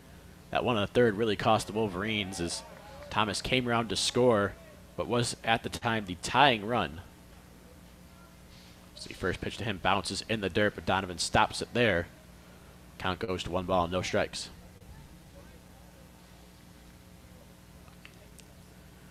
Thomas crouches low in that right-handed batter's box. He stands over there just 5'10", 169, does the shortstop. This one spikes in the dirt again here. Nice stop by Donovan to keep it in front of him, and the count goes to 2-0. Great stop there by Donovan. If he lets that go, the Bison have first base on third with 2 outs. And given the way the Wolverines have pitched with 2 outs, that could very well have resulted in a potential 4-2 lead. Yeah, that 2-out phenomenon not isolated to today either. It's been all series long. Wolverines just not quite able to get out of innings. As the 2-0 pitch misses high and away here from Weisenberger and runs the count to 3 balls and no strikes.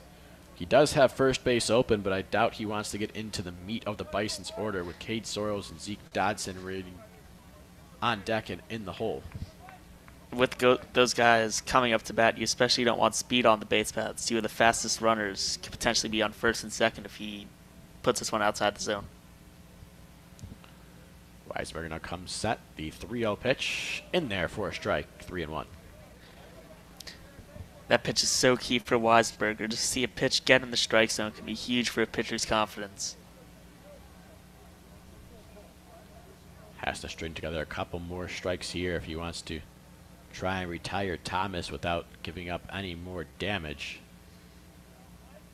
He glares back at first base a second. Now the 3-1 pitch just off the outside corner. That's going to be ball 4, and Blake Thomas will take his spot down at first base. We runners on first and second with 2 gone for the first baseman, Cade Sorrells. Sorrells coming into this one 1 for 2.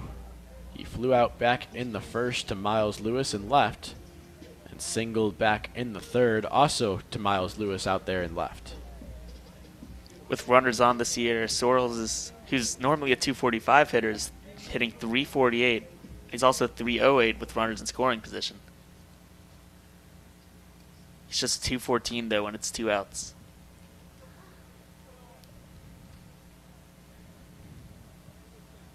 Joe Donovan goes out to talk to Jack Weisenberger.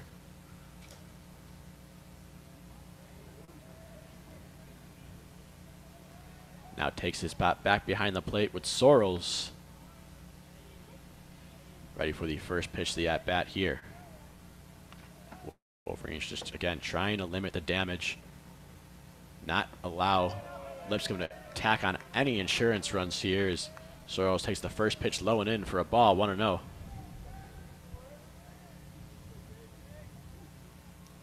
Still having a little bit of trouble finding the zone this inning. It's yet another ball for Jack Weisenberger.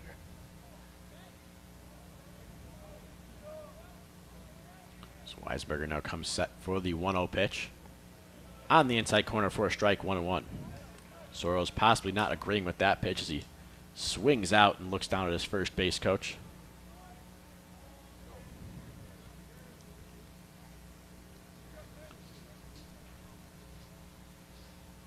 Big moment in the game here, potentially. Wolverines able to get out of this. Could be a huge momentum swing going into the latter half of this one. With the way their bats are playing, you can't afford to let another run on the board. And a 1-1 pitch spiked again, but a nice backhand stop there by Donovan to once again keep that ball in front of him and keep the runners at bay. Counts 2-1 now.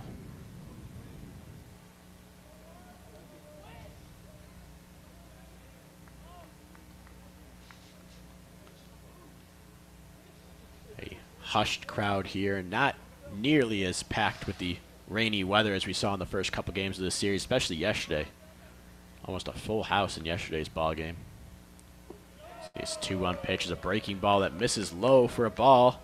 Runs the count to 3-1, and Weisenberger in some dangerous territory now. Curiously, no movement in the Michigan bullpen. See if that changes momentarily, or if head coach Eric Bakich is just going to run with Jack Weisenberger as much as he possibly can here, having used that bullpen extensively in the first two games of the series.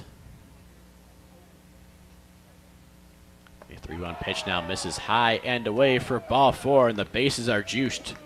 And striding up to the plate, the powerful right-hander Zeke Dodson. And Weisenberger's struggles continue with walks. This is his 4th start of the season, and he's walked a batter in all 4 appearances. A season-high 3 in this one, all coming this inning. So pitching coach Chris Fetter is going to make his way out to the mound for his second visit of the ball game. Despite the visit, I don't see anybody up in the Wolverine bullpen at the moment. So it looks like they're going to trust Weisenberger and navigate this difficult situation he's put himself into.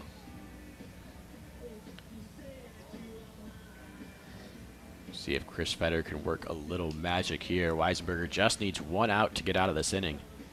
He started off strong, got a ground out. After giving up a single, got a nice little pop out on the infield. This isn't one of the batters you want to see with the bases loaded, though. Dodson is .360 with runners on this year, .312 with runners in scoring position, and a whopping .667 with the bases loaded.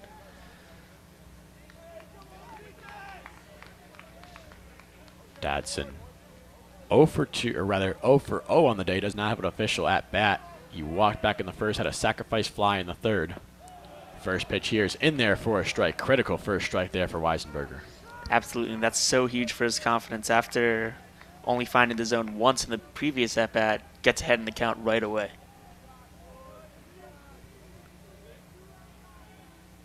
Dodson swings that bat over the plate and then raises it well above his head. The 0-1 pitch to him is bounced towards third, or towards short rather. K. Thomas makes the play, running throw to first. Safe! Safe at first is Dodson. He beat out the throw from K. Thomas on what I can only describe as a questionable call perhaps over there. In real time, that looked like he had him by about a step or two, Brock Keener did. It looked like a half step there. He would have had him, but I guess not. First base umpire Stephen Hagan has a better view of it than we do, so give him the benefit of the doubt there. And Lipscomb pushes across a run here with that bases loaded infield single. Second RBI of the day for Zeke Dodson. And now with a 2-run lead, 4-2, Michigan will send the powerful Jeffrey Crisan. Crisan is .667 this year with runners in scoring position and .545 with runners on. This is his first appearance with the bases loaded. And we already know what he can do with the power he's displayed in this series. Crisan grounded a double right down that third base line back in the third inning to score the go-ahead run. Has a chance to do more damage here. This one almost gets past Donovan. And way in that left-handed batter's box was the pitch, and a stab by Donovan kept it in front of him. Weisenberger starting to lose his control a little bit, and our view's obstructed because of that screen fence, but it appears the Wolverines have a pitcher up in the bullpen warming up. It just looks like playing catch right now, not throwing hard quite yet. See how quickly head coach Eric Bakich and pitching coach Chris Fetter need him to get going out there, whoever it may be. So Weisenberger now ready for the 1-0 pitch. Big swing and a miss there. He powered it by the big righty Chrisan. You could tell he was trying to swing for the fences there. Certainly capable of getting into that part of the ballpark. And huge swing and miss by Jack Weisenberger. Chrisan does have a couple of homers on the year as well as 3 doubles. His slugging percentage a lofty .806 in just 31 at-bats. The 1-1 pitch. Big swing there and barely gets a piece of it as he fouls it to the backstop. And the count goes to 1-2. That's now back-to-back swings that we've seen Chrisan just miss a chance to power one into the deep part of the ballpark. Weisenberger lucky that he was able to avert a potential disaster on those last 2 pitches. And challenging Chrisan with the fastballs is Weisenberger here. We'll see if he tries it one more time. If he tries to go upstairs and get Chrisan to chase. He's going outside with a breaking ball. Swing and a miss. Great pitch there from Weisenberger to get out of a bases-loaded jam. But not before the Bisons scratch across 1 run here in the bottom of the 4th. We're through 4 innings of play here in Nashville. The score, Lipscomb 4, Michigan 2 on WCBN Sports Broadcast of Michigan Baseball, the official student radio broadcast for the team. A fantastic finish, not a fantastic inning, of course. He walked 3 and allowed 1 runner to score, but terrific job to get out of the woods by Weisenberger. Facing the best power hitter on the entire team, gets him to strike out swinging on 4 pitches. One of the best at-bats we've seen all day. So the Wolverines trying to get their way back into this one. Trailing by 2 will send the bottom third of the order. The 7, 8, 9 hitters, Joe Donovan, Marcus Chavez, and Blake Nelson to the plate here to lead things off against the lefty Noah Thompson, who's been very, very good today, as he has all season long through 4 innings, just allowing those 3 hits. 2 of them are way back in the first inning, as well as the only 2 runs surrendered also back in that first inning. He struck out a couple, only walked 1, and he's cruising through 4. He's only thrown 55 pitches. And remember, that inning could have been extended, but a base-running gaff by Hector Gutierrez caused the inning to come to a premature end when he was caught in a rundown trying to advance to second. Yeah, it appears the Wolverines may have had to do their work early here on Thompson as he gets more and more comfortable with this ballgame and more effective.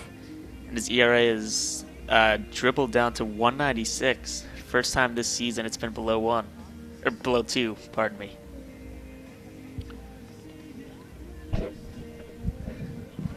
For Thompson, since that first inning when he faced 5 batters, gave up a couple hits, he's only faced 1 over the minimum over the next 3, and it was a single by the absolutely scorching hot Brock Keener. Other than that, retiring Wolverine hitters with ease, couple of strikeouts thrown in there as well. He'll start off this inning against Joe Donovan, who is 0 for 1 today with a line out to left back in the second inning. The freshman backstop takes the first pitch from Thompson outside for a ball, 1-0. Donovan, of course, struggling on the defensive side of the game today. Has a chance to redeem himself with a hit here. 1-0 pitch in there for a strike on the inside corner, 1-1. Donovan not necessarily the guy you want to see leading off an inning. He's hitting just .250 this year when leading off. Donovan muscles that one off the end of the bat out towards first base. Soros Fields flips to Thompson covering first. Nice job there to sprint over by the freshman pitcher, and he records the out. 3-1 on the putout. And that'll bring up Marcus Chavez with 1 out, nobody on. Chavez is either struggling to get in a rhythm. He's hitting just 194, 6 hits. He's also struck out 6 times. Average down to 188 actually. Chavez 0 for 1 with the strikeout today. Fouls the first pitch he sees back over the press box, not a play. Counts 0-1. The freshman designated hitter for the Wolverines stands in there. The 0-1 pitch. Gee, misses somewhere. Not quite sure where.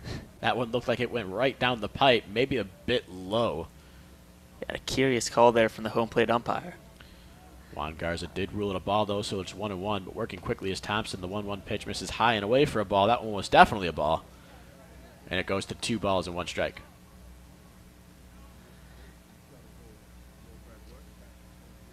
Kate Sorrell's playing off the line here. 2-1 pitch. Hit high in the air towards right center. The center fielder Houghton ranging over. Right fielder calls him off. It's Wright who makes a running grab in that right center field gap for out number 2. And the elements have not been kind to the Wolverines today. That's probably the 3rd or 4th time we've seen a hitter give a ball a ride to the alleys in right center field, just dying out right at the warning track. So going quickly here in the inning so far are the Wolverines. Just 7 pitches. The 8th pitch will be thrown to Blake Nelson, and that one misses outside for a ball, 1-0. Nelson, of course, making his first start of the season, has yet to register a hit, primarily a defensive replacement.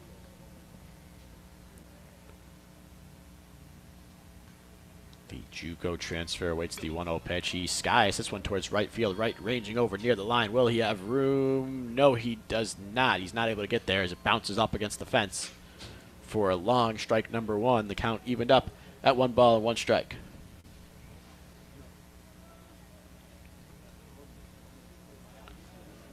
So Nelson will have another crack at it here. The speedy Wright was not quite able to get there. Yeah, he just ran out of room right at the edge of the wall. Looked like he was going to have a chance to make that play. Ball just died out right before he was able to get to it. The 1-1 pitch misses high and away, brings the count to 2 balls and 1 strike. 2 outs here in the top of the 5th. Lipscomb leads Michigan by a score of 4-2. I'm Austin Falco alongside Teddy Gutkin. Take it through the end of this half inning before we turn it over. It's the 2-1 pitch here from Thompson. Right down the pipe for strike number 2. That's usually a pitch that you see Wolverine hitters all over. This time, Nelson just watches it go by, and he's even up the count at 2-2. We mentioned perhaps taking a more patient approach, but maybe not quite the pitch to take that patient approach on there. The 2-2 pitch now is turned on and sent high and foul out of play to the left side. So Nelson stays alive. We'll do it again at 2-2. That one just sailing over the bullpen to Granny White Pike. Yeah. Lipscomb University situated right in the middle of a little residential area. Beautiful campus over here at Lipscomb.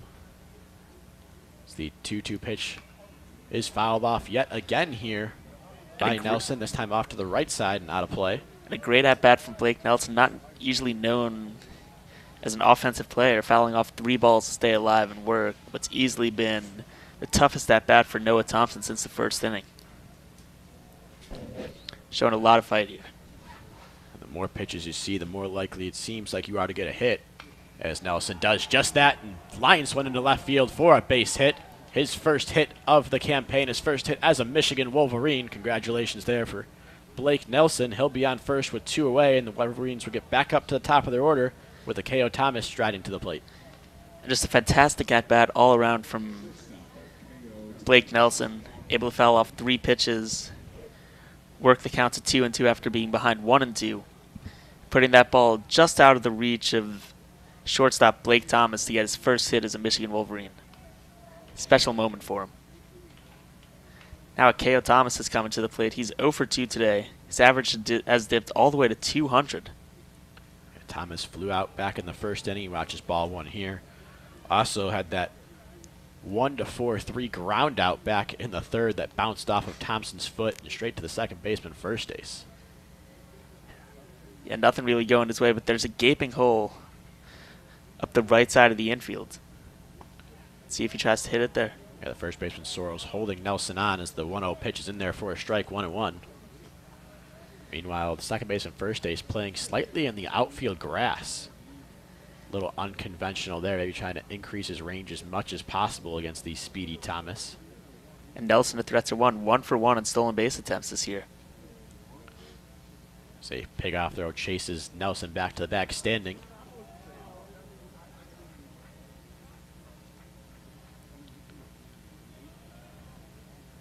Thompson, the diminutive shortstop for the Wolverines, stands in there. The 1-1 pitch, breaking ball in there for a strike on the inside corner. It looked like it might have dipped just a bit low, but not quite low enough. And a curious call there. It looked like that, from our angle, that ball may have gotten in the dirt. Instead, home plate umpire calling that a strike. Nelson with the lead. Now the 1-2 pitch to Thomas. On its way. This one's lined towards left field. Will it stay fair? It's hooking towards the corner. Up against the wall. Fair ball. Sending Nelson. Holding him is Nick Schnabel. As Nelson will scamper back, but Akeo Thomas finally gets on that hit board. He lines one off the wall in left field for a double. The Wolverines in business here with 2 outs. They'll have runners on second and third, with a chance to potentially tie this ball game up. And nobody needed that hit more than Akeo Thomas. The Wolverines' leading hitter in batting average last season, struggling a bit this year. On that hit, though, showing why he was a preseason All-Big Ten selection. That one hit right at the base of the wall near that 330 sign in the left field corner. He just missed a home run there. It's something you don't normally say there for Akeo Thomas. Has just missed a home run. He's used to lining balls all over the field, racking up those singles, those doubles, those hustle triples. Not exactly the home run threat. It's 4th double of the season, by the way. That'll be Miles Lewis stepping to the plate with the tying run out there at second. And we're going to get a visit from the Lipscomb manager, Jeff Forehand, in his 12th season. I think it may actually be the pitching coach, James Ogden. Pardon me. Striding out to the mound. There is action in the Lipscomb bullpen. It's Nico Ortega, the right-handed senior out of Glendale, Arizona. He's a transfer as well from Yavapai College. The entire infield with a conference at the mound. You got Miles Lewis stepping up to the plate here, but the way Jonathan Engelman, who's batting behind him, has looked in this series, even as a 3-hitter, do you take the chance and maybe put Miles Lewis on base, try to get what has been an easier out this series? You know, I do think about making that decision. We know that Miles Lewis has power and a lot of hang on. It looks like we are having a pitching change as Nico Ortega, the senior, it is stepping Nico in. Ortega. He's a righty as opposed to the lefty Thompson, so flipping Miles Lewis around the first couple at-bats, he was batting from the right side against the lefty. Now he'll flip over and bat from the left side against the righty. Yeah, but as I was saying, I think you do potentially consider putting Miles Lewis on and giving Engelman a chance at the bases loaded. Lewis is a bit more of a patient hitter, while Engelman's a bit of a more free swinger. I think you definitely would rather have a guy who's really struggling from the plate in the series on base rather than someone who's definitely had his moments in the last week or so. You mentioned the bases loaded jam last inning that Jack Weisenberger was able to work out of with just 1 run allowed, being a key moment in the ball game. We got another one right here. 2 outs, tying run on second. Wolverines down by a score of 4-2 here against the Lipscomb Bisons. Getting out of that bases loaded jam was made even more impressive by the fact that he was able to strike out Jeffrey Crescent, who's one of the best power hitters on this Lipscomb team.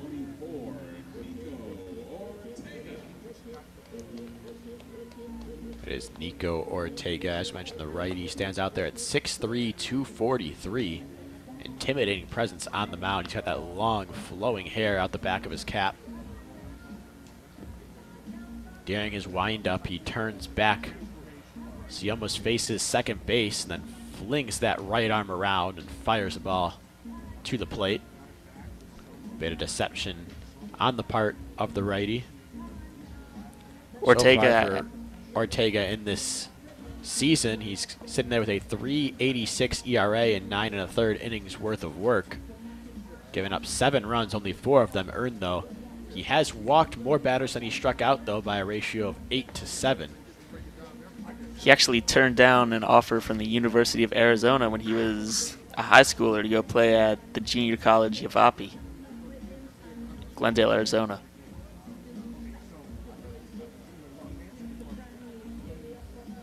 We'll see if the veteran can work his way out of a jam here. Obviously, he has earned the trust of head coach Jeff Forehand early on here in his inaugural season at Lipscomb.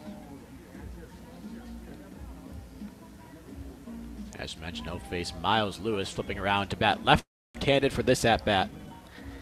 Lewis 0 for 1 on the day, fly out and a walk. That walk occurred back in the first where he came around to score. He has been excellent with runners in scoring position this season, hitting .571. Lewis steps 1 foot out of the box, now is ready. Crowds that plate from the left side, bat resting on his left shoulder. Ortega glares in for the sign. He gets it, now comes set. The first pitch to Lewis. Breaking ball in there for a strike, good first pitch. And he's up 1-0, or 0-1 rather.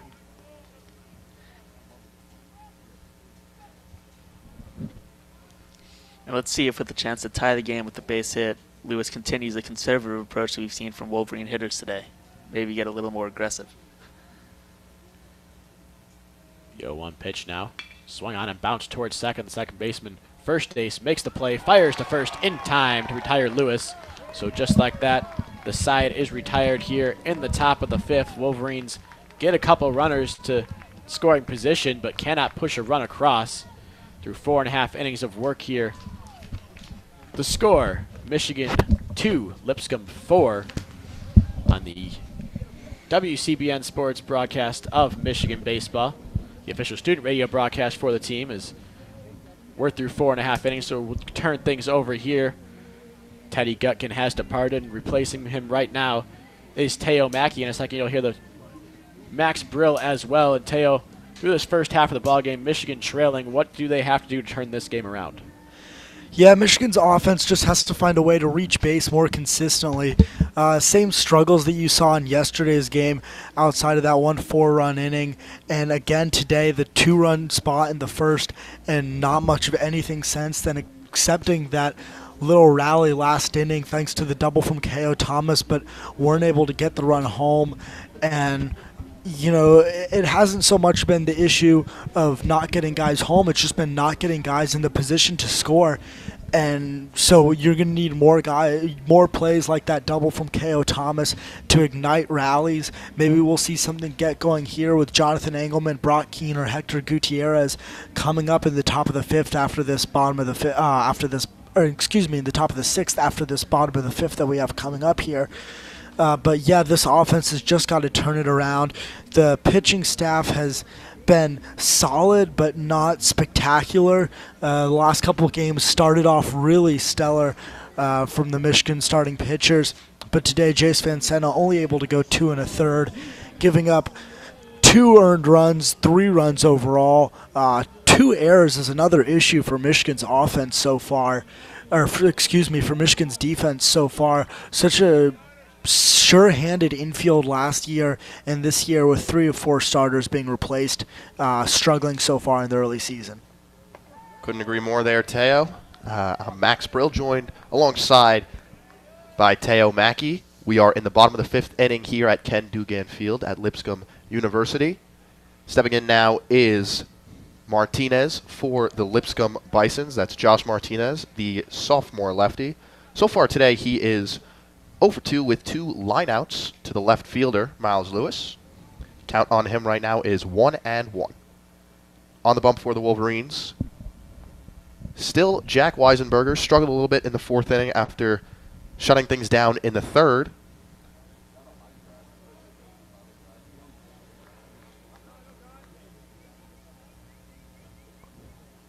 Weisenberger working from the stretch. And that one is high. Count 2-1 on Josh Martinez. Martinez, after his 2 lineouts today, is just 1 for 10 in the series with 2 runs scored and not a whole lot else. Weisenberger misses high and away, and count just like that is 3-1. Now, Teo, I think that after seeing how Martinez has performed in this series, you'd see Weisenberger going right after him. Yeah, you've just seen a little bit of control issues from Weisenberger so far coming into this at-bat, 14 balls and 31 pitches. Weisenberger pops that one into right field. Right there is Chris Bullock. Hauls it in for the first out. Yeah, and that's exactly what we talked about, attacking the zone against a weaker hitter in Martinez. And Weisenberger does exactly that and induces the lazy fly out to Christian Pollock. Good pitching to get back into the zone on the 3-1 count while not just laying a softball across the zone. Coming up to bat now is Jake Perry, the designated hitter today. Yesterday, started behind the dish. He's 2 for 4 in the series, not including today's strikeout and fly out to center field, so it would be 2 for 6 with those. And again, not a whole lot else. First pitch is lined to third base and snagged by Hector Gutierrez. A nice play on a screaming liner from Gutierrez. And we've got a quick 2 outs here in the bottom of the 5th. Yeah, good reactions there from Hector Gutierrez, getting his first start of the series at third base after Jimmy Kerr started the first 2 games. And fantastic reactions in the hot corner there from Gutierrez, although it was kind of right at him. And again, you see Weisenberger focusing on attacking the zone early in the at-bat, though it nearly cost him. Coming up to the dish now is freshman center fielder Maddox Houghton, who fakes a bunt and pulls his bat back for ball 1. Houghton this season hitting .281. Batting in the 7-hole today. He's 0 for 2. Second pitch on the way of the at-bat, and it's fouled back by Houghton. Checks his swing. Count is 1-1.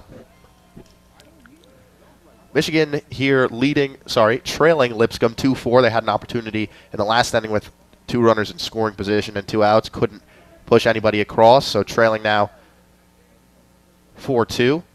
On the bump for the Wolverines, Jack Weisenberger winds up, and the pitch popped into short center field. Akeo Thomas hauls it in, and it's a 1-2-3 inning for Jack Weisenberger. Sets the side down in order. No runs, no hits, no errors, nobody left on base. You are listening to WCBN Radio, the official student radio broadcast of Michigan Wolverines baseball. Yeah, good play from Akeo Thomas there. Ended up holding up being a relatively simple ball, but good reactions from Ko, who's playing shortstop today after starting at second base the last 2 games. With Jake Blomgren no longer in the starting lineup for the Wolverines. He started shortstop the last 2 games, so Ko having to shift to the other side of second base today and making the play there from the shortstop spot, ranging back into center field. So it'll be Ortega once again taking the mound for the Lipscomb Bisons.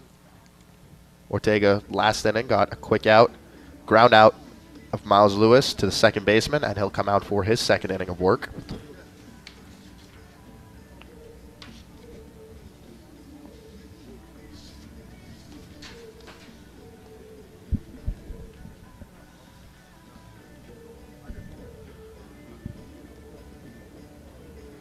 So we've got a final line on Lipscomb Bison's starting pitcher, Noah Thompson.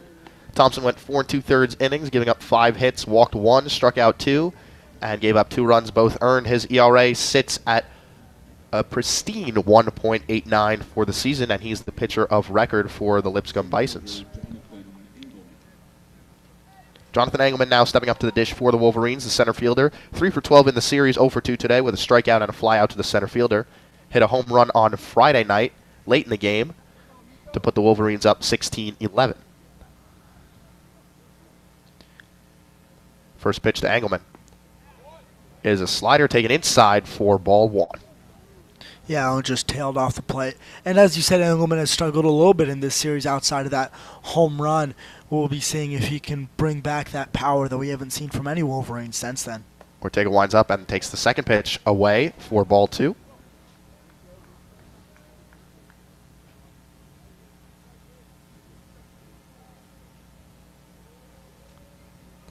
Ortega winds up, and the delivery high for ball 3, so Engelman out in front. 3-0. I'd assume he'll be taking here.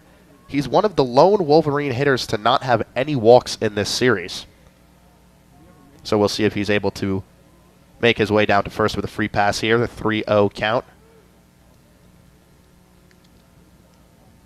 Wolverines trailing 4-2 here in the top of the 6th inning. The pitch from Ortega is inside, and Engelman has a 4-pitch walk. Yep, and there you go, his first walk of the series. So Jonathan Engelman trots down to first base as Brock Keener, today's starting first baseman, walks up to the plate. He's got 2 singles. In the first inning, he was cut down. Sorry, he scored in the first inning on Gutierrez's RBI single, and Gutierrez was cut down after a base running mistake. Keener hitting well in the series so far, 5 for 9 with 4 runs scored. Yeah, and back to Engelman. Important for him to get on base there after yesterday's game was 0 for 4 for him, and then 2 outs, early outs to start the game today. Keener, the .318 hitter, takes the first pitch low and outside for ball 1. Yeah, and this patience that we've seen the Wolverines exhibiting here in this top of the 6th inning is going to be really key. That's been what has really spurred their offense so far in this series, has been taking advantage of Lipscomb's erratic pitching at times, especially in the first game with 8 walks, 4 hit by pitches. Not so much in yesterday's game, but if they can get back to what they did on Friday, which admittedly was aided by the poor pitching of the Lipscomb pitching staff, but if they can get back to that and get guys on via the free pass, that can ignite their offense. Keener takes the second pitch, a breaker for a called strike on the outside corner. Count is even at 1-1. Yeah, that one just broke out over the outside corner again. You see Keener trying to exhibit some patience, and pitch started outside, so he took it, and it ended up breaking back over the corner of the plate. Jonathan Engelman, the runner on first base, nobody out. Engelman 3 for 3 on steal attempts this year, so we'll see if Coach Bakich decides to send him.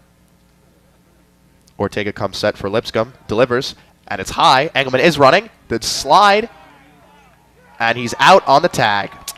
Yeah, just not a great jump there. Not a great pitch to steal on either. Looked like a runner dead in the water after that bad jump, and had him by a step or two. Did the catcher, Jeffrey Crisan. Just fired, really good throw from Crisan, right on the bag, right on the money. Good slide from Engelman to try to kind of do the swim move, get around it, but unable to compensate for the bad jump that he got there. Fourth pitch of the at-bat to Keener is taken outside, so the count 3-1 on Keener. Engelman cut down for the first time this season on the base paths. He's now 3 of 4 on stolen base attempts on the year. Yeah, and I'm not sure how I feel about that decision to have Jonathan Engelman running there. The Michigan Wolverines offense really struggling to get anything going, so I can see where Coach Eric Bakich was coming from. But with Brock Keener, who's 2 for 2 on the day coming up. And Keener fouls this one down the third base line, foul. And as I was saying, with Brock Keener, 2 for 2 on the day at the dish, .318 on the season, you really want to leave things in the hands of the hardier order, Brock Keener, Hector Gutierrez, instead of risking running into and out on the base paths as Engelman just did there. So the 3-2 to Keener is poked into left field. Josh Martinez under it and makes the grab. 2 out here in the top of the 6th. Yeah, just a lazy fly ball there. Good pitch on the outside part of the zone, not able to make good contact on it was Brock Keener, just sending Martinez ranging back comfortably to his right. So now for the Wolverines, it'll be the senior right-hander, Hector Gutierrez, coming up to the dish. He's starting at third base today. 1-for-2 with an RBI. Was caught out on the base paths in the first inning and flew out to right field in the 4th inning. He's 3 for 5 on the series. Takes the first pitch inside for ball 1. Wolverines trailing 4-2 to the Lipscomb Bisons here at Ken Dugan Field. Top of the 6th inning. Count is 1-0 to Hector Gutierrez. 2 out. Ortega comes set, fires. And the pitch is right over the middle. The fastball at 90 miles an hour for strike 1, so the count even at 1-1. Yeah, and the senior Gutierrez, one of those infielders that Coach Eric Bakich has been rotating in through his infield early in the season, with K.O. Thomas the only returning infielder from last year's team. Gutierrez takes the second pitch, a breaking ball at 76 miles an hour for strike 2 on the outside corner. So the count on Gutierrez, 1-2. Ortega back working from the windup now that there are no runners on base. And 2 out in the inning. Ortega fires, and the pitch inside, grounded down to third. Dodson fields, fires across the diamond to Sorrells, and retires this side. So Ortega faces the minimum in the 6th inning. No runs, no hits, no errors, and no men left on base. At the end of 5.5, it is Michigan Wolverines 2, Lipscomb Bisons 4. You're listening to WCBN Radio, the official student radio broadcast of Michigan baseball. Yeah, good pitch there from Ortega coming in on the hands of Gutierrez. Gutierrez must have been rooting for that chopper to roll foul or bounce foul, but it didn't do so. Good pitch. Wasn't going to deuce anything other than a soft grounder or a broken bat pop-up maybe if he had gotten under it. But really good piece of pitching there to induce the soft contact. And this has really been the story of the past 2 games for the Lipscomb Bisons. Solid work out of the bullpen. Yesterday, Robbie Knox coming in, pitching 3 innings of perfect relief. So far, Nico Ortega today, gotten 4 outs. He did walk the first hitter, Jonathan Engelman, he faced in that inning, but still has faced the minimum after 1 1/3. So Lipscomb, after an awful pitching game, allowing 16 runs on Friday, has turned it around here. Yeah, and back to that issue of walks. Chris Kachmar yesterday with 4 walks in 6 innings as the starter for Lipscomb. And so an improvement from Friday's outing, but nothing fantastic. But then Robbie Knox yesterday, no walks issued in his 3 innings of work. And then today, only 1 walk each from Thompson and Ortega through 6. So in the last 9 innings, the Lipscomb Bisons have only issued 2 walks. And really forcing the Michigan Wolverines offense to make their own offense, not giving them any offense. And that's really a huge shift from what we saw in the first 15 innings of this series when Michigan scored 16 runs in the first game, 4 runs in the first 6 innings of the second game, 20 runs overall in the first 15 innings compared to 2 over the last 9. And I keep harping on that issue of walks, but with Michigan's offensive struggles this year, that's been their only way to get consistent offense, and they've struggled to do so here yet again, much as they did in the latter half of yesterday's game. So coming to the dish now for the Lipscomb Bisons, it's number 11, Jackson Firstace, the second baseman. He started all 3 games at second base in this series. On the series, he's 3-for-11. Takes the first pitch for a strike, and Weisenberger now sets and fires. The second pitch outside, but Firstace offers at it, and just like that, Weisenberger ahead on Firstace, 0-2. We got some action in the Lipscomb bullpen, so we might see a new pitcher here in the top half of the 7th inning. Weisenberger sets and fires, and on the outside corner, called strike 3. Weisenberger sits down Firstace on 3 pitches. Yeah, fantastic pitch there, painting the corner with 92 on the gun. Really borderline unhittable pitch, absolutely perfect on the lower corner of the plate to the right-handed hitter. So coming up to the plate now is Carson Wright, the freshman. Bats lefty, throws righty, starting in right field today. He's 1 for 2 with a double, takes the first pitch high and outside for ball 1.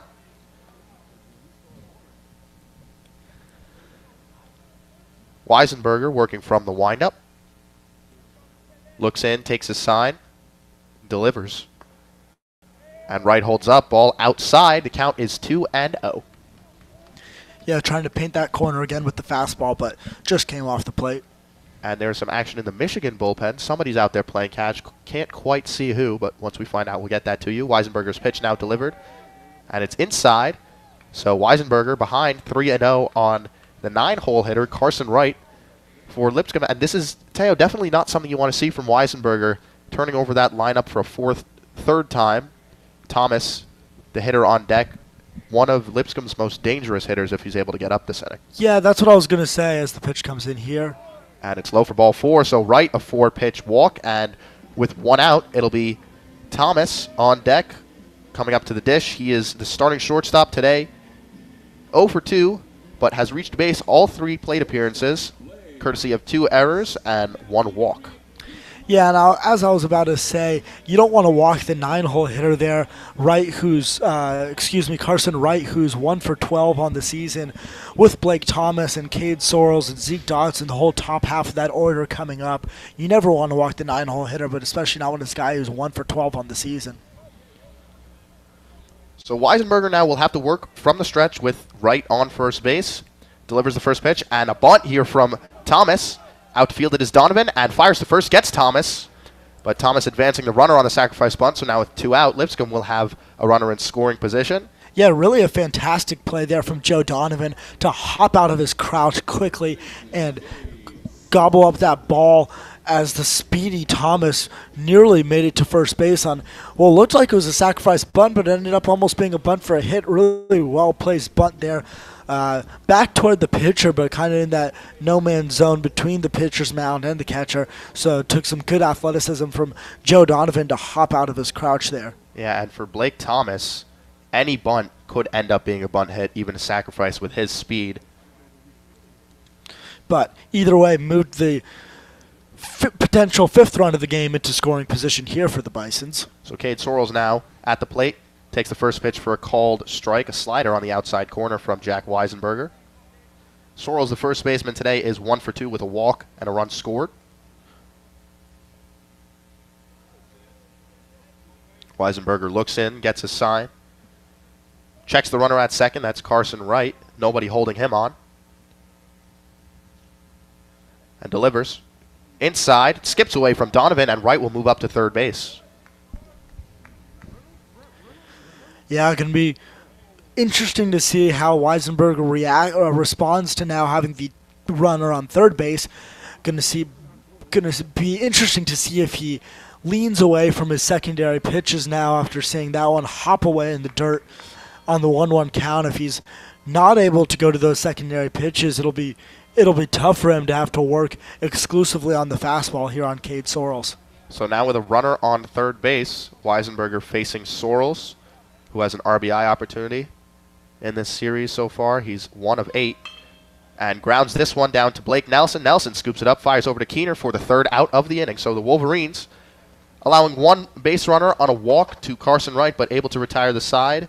No runs on no hits, no errors, and one man stranded at the end of 6 innings. It is the Michigan Wolverines 2 and the Lipscomb Bisons 4. You're listening to WCBN Radio, the official student radio broadcast of Michigan Wolverines baseball. Yeah, good piece of pitching there from Weisenberger, as I said, in a little bit of a bind with the runner on third, not able to go to his secondary stuff, so went to the fastball and overpowered him with the 92-mile-per-hour fastball. Sorrells not able to get around on it and just induced a weakly hit chopper to the second baseman. So due up for the Wolverines in this top half of the 7th inning, we'll see Chris Bullock, Joe Donovan, and it will be Marcus Chavez as the third due-up hitter in the inning. Bullock, Donovan, Chavez have combined 0 for 6 in this game, so we'll see if they can get the bats going. The Wolverines, outside of Jonathan Engelman's 2-run home run on Friday, have yet to score in the 6th inning and later.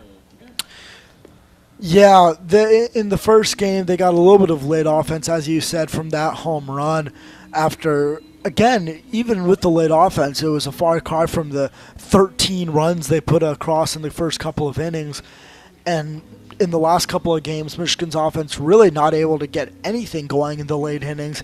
Yesterday, it was just 1-2-3 inning after 1-2-3 inning, with the Wolverines trailing by 3 and needing to get some rallies going. The dugout still seems enthused, still chirping at their batters, getting fully enthusiastic, trying to spark something, but at the dish, just not much going for the Wolverines. And you said nothing in the late innings. Well, today the late innings must qualify as innings 2 on, because there's been absolutely nothing from the first inning, excepting that double from K.O. Thomas that got guys to second and third a couple innings ago. Yeah, and we'll have a pitching change here for the Lipscomb Bisons. Number 17 entering the game, that's Kyle Kemp, the junior right-hander. Kemp originating from Port Charlotte, Florida, out of Charlotte High School, so he's been with Lipscomb his entire collegiate career.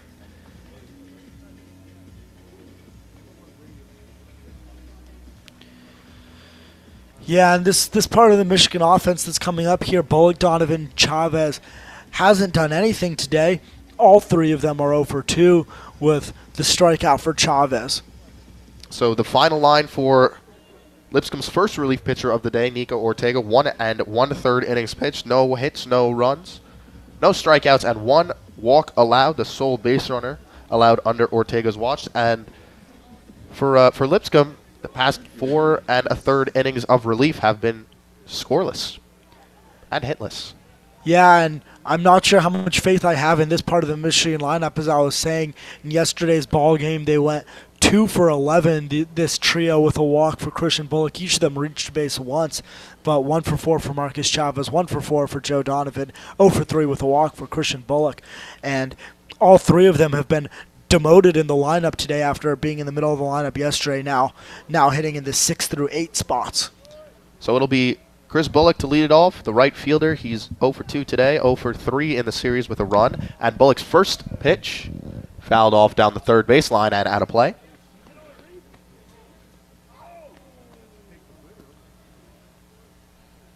So Kyle Kemp for Lipscomb delivers his second pitch on the 0-1 count to Bullock, and Bullock swinging once again, drives that one into short right field, but coming on is Carson Wright and making the catch. One away here in the top of the 7th. Yep, just again, weak contact for the Wolverines, really the theme of the day.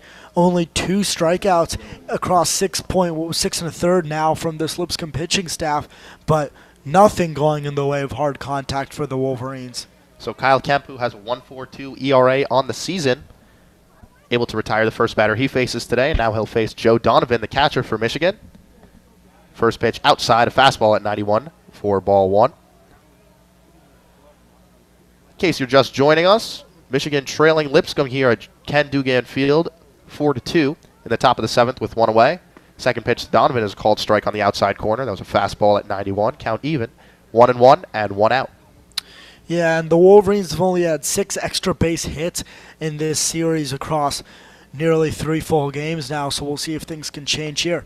Donovan checks his swing, and it's a called strike anyway on the outside corner. So Donovan behind 1-2, in danger of striking out, which he has done a handful of times this series. 3 swinging and 1 looking.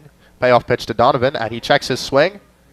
First base umpire says he went, and Jeffrey Chrisan flips over to Cade Sorrells for the second out of the inning.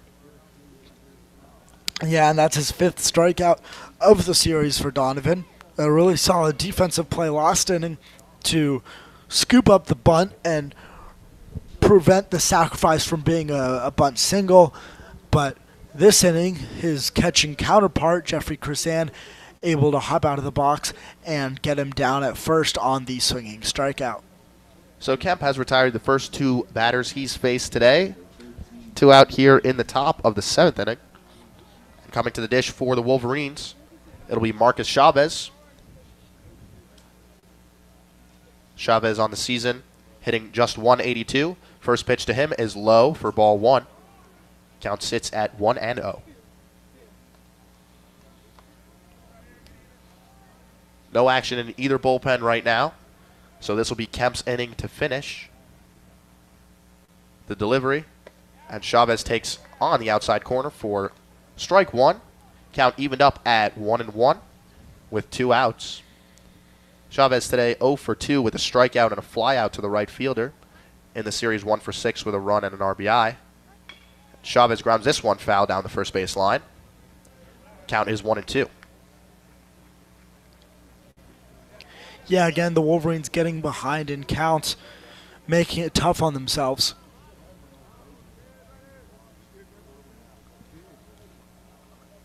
So Kyle Kemp, who's thrown just 8 pitches this inning, looking to retire Chavez here. And Chavez lines a base hit into center field. Maddox Houghton fields it cleanly and fires it in. So Marcus Chavez with his first hit of the day and the Wolverines' first hit in 2 innings.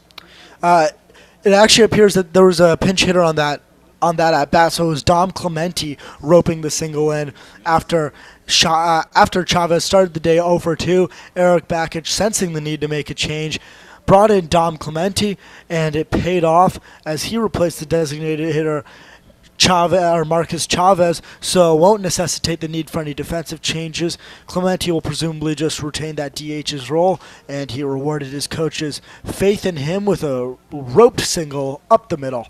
So apologies to you guys for missing that pinch hitter, but Clementi able to single in his plate appearance yesterday, pinch hitting. He grounded out to the second baseman. Now we've got Blake Nelson at the dish, the second baseman, fouls this one off, so the count now 1-1.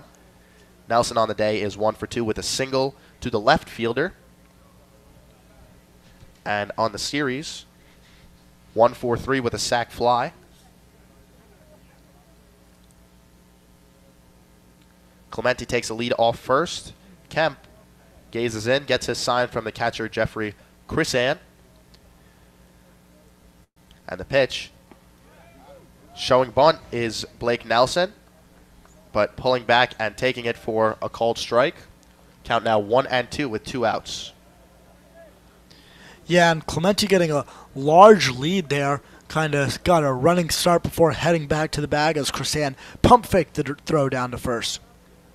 Clementi has not stolen a base yet on the season, so not a huge threat to run. Kemp's pitch, called strike 3. Juan Garza, the home plate umpire, ringing up Blake Nelson, the Wolverines' second baseman, and that sets the Wolverines down, but not before getting a hit. No runs, 1 hit, no errors, 1 man left on. We're through 6.5 innings. Wolverines trail the Lipscomb Bisons 4-2. You're listening to WCBN Sports Radio, the official student radio broadcast of Michigan Wolverines baseball. Yeah, that one just right down the middle. Blake Nelson left his bat on his shoulder. Poor decision.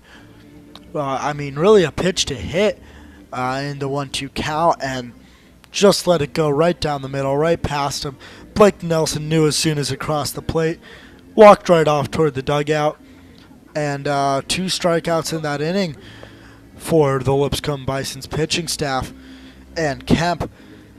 But for Michigan, really going to have to turn things around here. I was mentioning earlier that they hadn't had too many strikeouts, only 2 through the first 6 innings.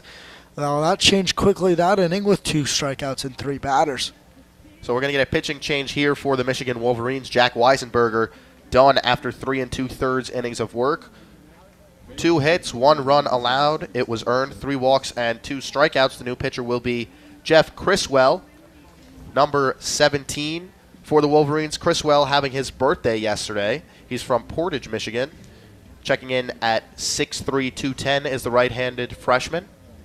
And he will try to keep this game within 2 for the Wolverines bats to hopefully wake up and make some noise here in the late innings of today's game. Yeah, and between innings, Coach Eric Bakich joining his bench out in right field, doing some jumping jacks, keeping the guys warm here on this brisk day in Nashville, perhaps sensing the need to utilize that bench here in the last 2 offensive frames for the Wolverines, as you saw pinch hitter Dom Clementi rope a single last inning. Hopefully Eric Bakich has some more of that up his sleeve. If he can get some hits off the bench, that would be a nice change of events after only 5 hits from the starting lineup here for the Wolverines through 7 innings to go with that single from Dom Clementi. So due up for the Lipscomb Bisons, it'll be the heart of the lineup, 3-4-5 hitters, Zeke Dodson, Jeffrey Chrisan, and Josh Martinez. Dodson coming up to the dish now. On the day, he is 1 for 1 with a walk, a sac fly, 2 ribbies, and a single. Also stole a base in the first inning. Dodson batting from the right-handed side. Criswell winds up, and Dodson fouls that one way back. Count 0-1. Criswell has kind of an old-style delivery, taking the glove up above his head before delivering the pitch. You don't see a whole lot of that now in today's game. Second pitch from Criswell to Dodson is high. Count even at 1-1. Criswell has not appeared in a game for the Wolverines so far this series, but 3 played on the season. Yeah, the freshman Jeff Criswell, part of Michigan's historic recruiting class this year. And Dodson lines this one into right field for a base hit. Bullock scoops it up and fires it back into the infield, so Dodson 2 for 2 on the day. Yeah, and Criswell hoping to bounce back, giving up 4 runs, 3 of those earned on 1 walk, 3 hits, 3 strikeouts in his 3 1/3 innings so far in the season in 3 appearances. Sporting an 8.1 ERA. He'll be trying to get that down today with a scoreless bottom of the 7th if he can manage that.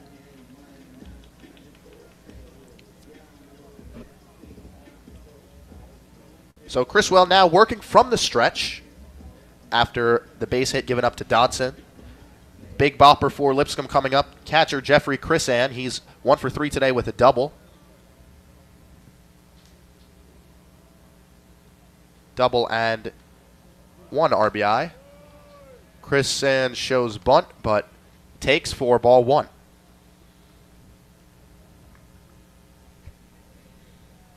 Yeah, really important for the Wolverines to get out of this inning with really need to get out of it with no runs to keep it as a 2-run game. With the offense struggling, got to keep it close. So Criswell comes set and delivers to Chrisann. Chrisann showing bunt again, pulls it back and takes for a strike. Count now even up at 1-1. Yeah, again, not sure I understand the decision to have Jeffrey Chrisann, who has battered the Wolverines pitching staff here in this series to a .500 average on the season. Not sure I'm on board with the decision to have him bunting. So Criswell comes set, no look over at first, and Chrisann swings and grounds it up the middle. K.O. Thomas fields it. The flip to Nelson for 1, and Chrisann hardly even running. Punched out at first base. Brock Keener fields that, so it's a 6-4-3 play for the Wolverines, able to get 2 outs with 1 ground ball. A nice pitch there from Jeff Criswell, and just like that, Wolverines have 2 outs here in the bottom of the 7th. Yeah, huge double play there for the freshman to get things going here in the bottom of the 7th. K.O. Thomas ranging to his left. Nice sliding play. Wasn't able to corral it on the first attempt, but the ball bounced right in front of him. Did a great job getting his body in front of it. Scooped it over to the second baseman, Blake Nelson, who fired to first with about 10 minutes of time before Jeffrey Chrisann would have reached first base, basically walking down the line. So Jeff Criswell's first pitch to Josh Martinez is a ball, working once again from the windup. Criswell delivers the 1-0, and it's popped a mile high. Hector Gutierrez camped under it and drops the ball, but tosses over to second. And out at second base is Josh Martinez trying to take the extra base on the pop-up, clearly not happy with himself.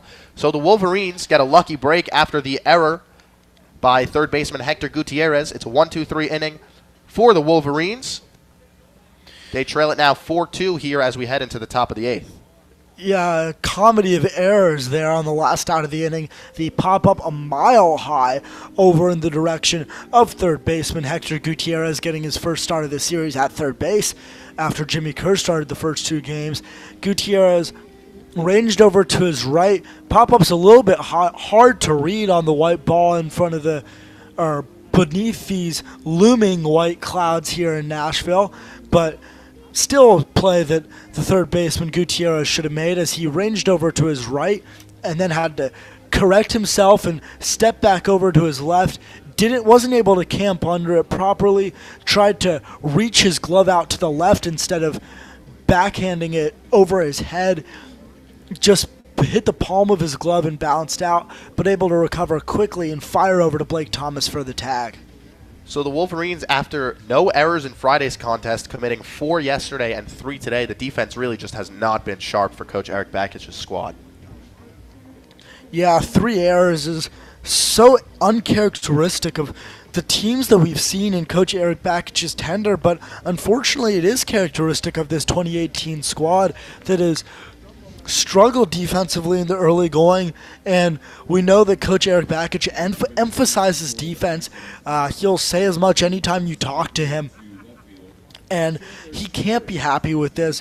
You know that's going to be a emphasis of the team in all of their practices in these upcoming weeks, getting prepared for the Big Ten season. And it makes sense with 3 of the 4 infielders, as I've said earlier, departing from last year's team, NCAA tournament team, departing Michigan baseball, only K.O. Thomas returning. But even the returning K.O. Thomas has struggled a little bit defensively with a couple of errors here early in the season. So Michigan's going to have to correct that as they go on throughout the season. And a lucky break there for the Wolverines that it didn't cost them, as Hector Gutierrez was able to fire down to second for the out. But still, 3 errors today, absolutely unacceptable for the Wolverines. So we'll have a defensive substitution here for Lipscomb. Chandler Chambers checks into the game for Josh Martinez. He'll play center. Maddox Houghton moving over to left. The first pitch to a K.O. Thomas is taken for a strike. Kyle Kemp still on the mound for the Bisons. Kemp's second pitch is a curveball. Just misses outside for ball 1. Zeke Dodson is playing nearly in on the infield grass, weary of the bunt from Akeo Thomas. Pitch from Kemp is taken by Thomas. Once again for a strike on the outside corner. It's 1-2. Yeah, Dodson sort of faking to charge in on that pitch, but now backs up with 2 strikes. So the 1-2 from Kemp is a curveball taken outside by Akeo Thomas. Count even at 2-2. Kemp very efficient in his first inning of work through 14 pitches, 11 of them for strikes, and now 2 more strikes here on Michigan shortstop Akeo Thomas here in the top of the 8th. Pitch is a curveball, and Thomas goes down looking. Yeah, just broke back over the plate. Thomas completely frozen. Knew it as soon as the pitch crossed the plate. Just headed back toward the dugout. So it'll be Miles Lewis, the left fielder, who is 0 for 2 today with a walk. Trying to get things going for the Wolverines here in the top of the 8th. They trail 4-2 to the Lipscomb Bisons here at Ken Dugan Field in Nashville, Tennessee. First pitch to Lewis. Low for ball 1. 92-mile-an-hour fastball from Kemp, really cranking it up on the radar gun.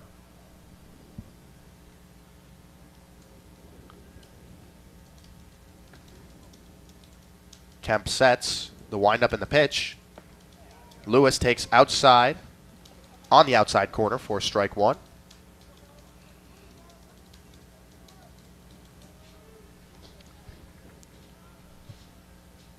So Kemp pitching from the windup, fires the 1-1. Taken on the outside corner by Lewis. Juan Garza expanding the strike zone somewhat as the game goes on. He's behind the dish today. Stephen Hagan at first base. Joseph Blumenauer at third for the umpiring crew. So it'll be 1-2 to Lewis. The pitch. And Lewis lines this one into right field for a base hit. Carson Wright not able to come up with it. One hops it. And Lewis aboard with a single to right field. Yeah, Carson Wright coming in, diving in on the ball, trying to reach for the diving catch, but it just hopped into his glove off the short hop. Good defending to keep it in front of him off the short hop on the dive. Could have easily skipped by him for 2 or 3 bases for Miles Lewis, but instead keeps Lewis at first base. Still an opportunity here. Base runners have been few and far between for the Wolverines, and with Engelman coming up here, they'll be hoping to take advantage. So it'll be Jonathan Engelman at the dish for the Wolverines. He's 0 for 2 today with a walk and a caught stealing. Pitch from Kemp is popped up. Jackson first base camped under it. Makes the catch for the second out. Yeah, and that's the bad side of the aggressiveness that the Wolverines have displayed at times in this series. Quick out. Instead of being able to build off that single from Miles Lewis in the previous at-bat, so it'll be on the shoulders of Brock Keener today, who is 2 for 3 to continue this inning for the Wolverines. So Keener, with 2 of the Wolverines' 7 hits today, comes up to the dish. Batting from the left-handed side is the first baseman. In the series so far, he is 5 of 10 with 4 runs scored. Kemp working from the stretch, fires, and it's taken for ball 1. Just a little bit low. On first base is Miles Lewis, the left fielder for these Wolverines. Lewis this season 0 for 2 on stolen base attempts, so I doubt we'll see him going with Keener, who's had a lot of success at the dish, at the plate. Pitch is grounded to the left side. Scooped up by Jackson first base, fires over to Sorrells for out number 3. So Michigan goes down in the top of the 8th inning. No runs on 1 hit, no errors, and 1 man stranded at the end of 7.5 innings. It is the Michigan Wolverines 2 and the Lipscomb Bisons 4. You're listening to WCBN Radio, the official student radio broadcast of Michigan Wolverines baseball. Yeah, and just couldn't quite sneak it through that hole there between the second baseman Firstis and the first baseman Cade Sorrells. Really just nothing offensively for the Wolverines. Great hit from Miles Lewis, rocketed ball into right field for the second at-bat of the inning. But after that, 2 softly hit balls and nothing going for the Wolverines here. And if they can get through the bottom of the 8th, it'll be the Wolverines. It'll be coming up for the Wolverines in the top of the 9th.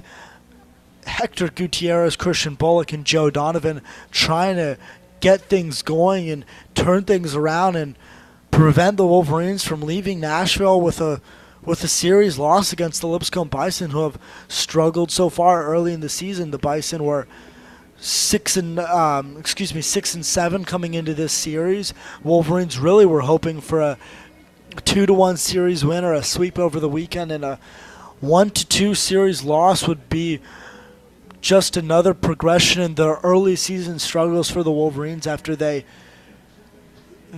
started the season promisingly in Port St. Lucie with a 2-1 series win over Army a couple weeks ago before heading out to California, where things really started to unravel. 3 losses in the Tony Gwynn Invitational, loss to San Diego State, and a 3-1 series loss at Stanford last weekend. They were hoping to face some easier competition here back east in Nashville, but so far that has not proven to be the case, and they'll only have one half inning to turn it around. So the Wolverines trailing by 2 head here into the bottom of the 8th inning. Due up for Lipscomb, it's Jake Perry, Maddox Houghton, and Jackson first ace.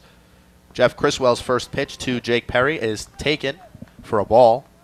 A little bit outside there is Criswell's curveball at 78 miles an hour. And Jimmy Kerr will come in for Hector Gutierrez. In for Hector Gutierrez, batting 5th and playing third base. Perry lines a base hit through the shortstop third base gap, and just like that, Lipscomb has a base runner here in the bottom of the 8th looking to get some insurance runs. Yeah, and that one almost getting Kerr some immediate work, but just out of his range. Didn't really have a play on it. Hard hit ball there from Perry. So Jimmy Kerr entering at third base after the error by Hector Gutierrez. And Kerr will now lead off the next game, the next inning for the Wolverines. Kerr went over 3 in yesterday's ball game with a walk. On Friday, he had a more active day, 0 for 1, but reached base 3 times with 2 walks and a hit by pitch. So we will have a pinch hitter here, if I'm not mistaken. I am mistaken. It's Maddox Houghton. Due up as per usual today. He's 1 for 3 with a single and a run. Also lined out in the 2nd inning, struck out looking in the 6th inning. However, we do have a pinch runner for the Bisons with Lee Solomon, coming in to pinch run at first base for Perry. So Jake Perry, the DH, will head out. Solid day at the office for him, 1 for 4 with a single. Lee Solomon now entering, and he'll be on first base.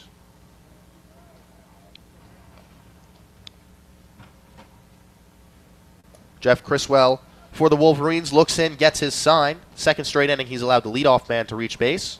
And the pickoff attempt, Solomon safe at first. Yeah, a strange pickoff attempt as Brock Keener charged toward the pitcher for a step or 2, and then back toward the bag to try to backpick Solomon. So Criswell taking his sweet time on the mound. Looks in at Houghton. Houghton, the right-hander, out of Dalton, Georgia. Squares around to bunt, and that's something we've seen utilized a lot from Lipscomb coach Jeff Forehand, is the sacrifice bunt. I think they have 4 or 5 sacrifice bunts in this series. Yeah, and the Michigan corner infielders were aware of it this time on Houghton, who's over 3 on the day, both charging in strongly. So the corners are in. That's Jimmy Kerr at third, Brock Keener at first. Criswell's pitch is taken inside, skips away from Donovan, but not too far away.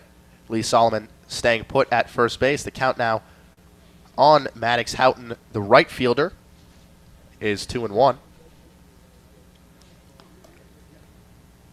Criswell trots back to the mound after getting a new baseball.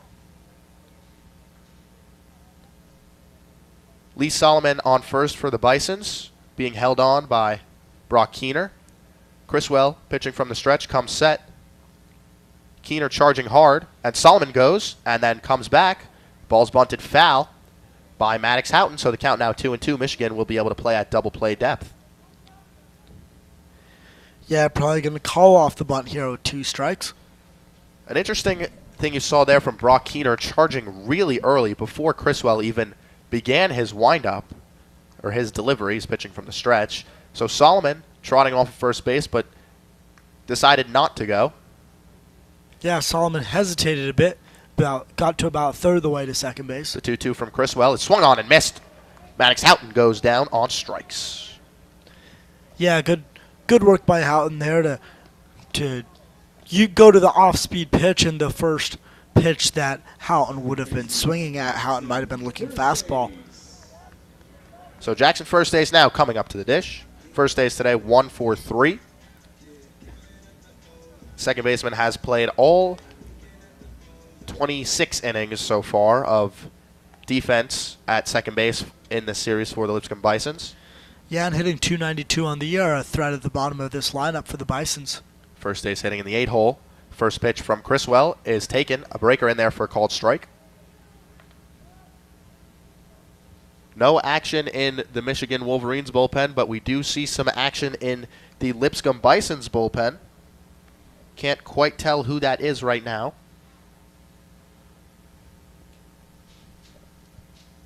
And fouled back is the second pitch from Criswell, just like that. Criswell ahead on Jackson first base, 0-2. And it looks to be the right-handed junior Adam Stewart warming in the Bisons bullpen down the left field side of Ken Dugan Field here in Nashville. So Criswell ahead on first base, 0-2, 1 out. Lee Solomon on first base.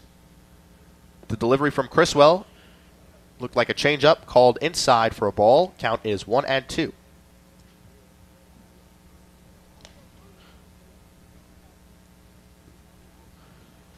So Lipscomb will have a save opportunity here in the top of the 9th inning, assuming they don't push 2 more runs across here in the bottom of the 8th. Criswell's 1-2 to first base. Is a ball inside. Yeah, and the pinch runner Solomon hopping around a bit over there at first, shuffling a bit between his right and left, making sure he stays active, doesn't get picked off, while still building a big enough lead to potentially steal here. Criswell not paying him a whole lot of his mind right now. Checks on him, then comes set in the stretch at the belt.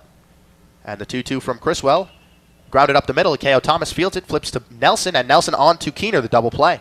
Yep, tailor-made right there. Hard hit. Not super hard hit, 3-hopper right at Thomas. The perfect ball for a double play. Not too hot to handle, not too soft to turn to. Really just custom made. Turns it to the second baseman Nelson with ease. Nelson fires to first in time. Got him by 2 steps.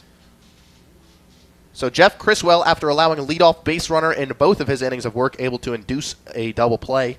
In the 8th inning there for the Lipscomb Bisons, no runs on 1 hit, no errors, and nobody left on base after 8 innings. It is the Michigan Wolverines 2 and the Lipscomb Bisons 4 here at Ken Dugan Field in Nashville, Tennessee. You're listening to WCBN Sports Radio, the official student broadcast of Michigan Wolverines baseball.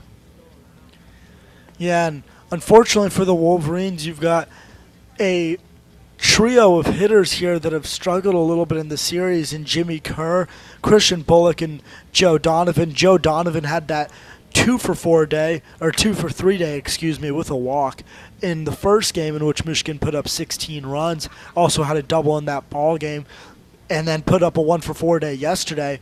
But other than that, no hits from the other 2 batters that we have coming up in this inning. Jimmy Kerr is going to be batting for the first time today after substituting in for Hector Gutierrez at third base. But no hits in either of the first 2 ball games for Kerr. A couple walks in the series, 3 walks in the series for Kerr. Meanwhile, Christian Bullock 0 for 3 in today's ball game after putting up an 0 for 3 in yesterday's ball game as well, but did have a walk in that one. So it'll be Jimmy Kerr coming to the dish for the Wolverines. He'll bat from the left side. Lefty hitting and righty throwing is the third baseman. Kerr stands at 6'1", 185, the junior from Dallas, Texas. On the bump still for the Lipscomb Bisons is Kyle Kemp. But they do have the number 14, the righty Adam Stewart, warming in the bullpen just in case Kemp gets into trouble. So it'll be Kemp for the save for now. Kerr takes outside ball 1. And Kemp has been pretty efficient today. 26 pitches, 19 for strikes. His second pitch to Kerr is fouled right back towards us, off the screen just in front of us, and the count now 1-1 on Jimmy Kerr here in the top of the 9th. So Michigan looking to do some damage here, get back at least 2 runs in the top of the 9th. Their last hope, assuming they don't tie it up. The 1-1 from Kemp is lined by Kerr into left field, but falling fast, and Maddox Houghton making the diving catch.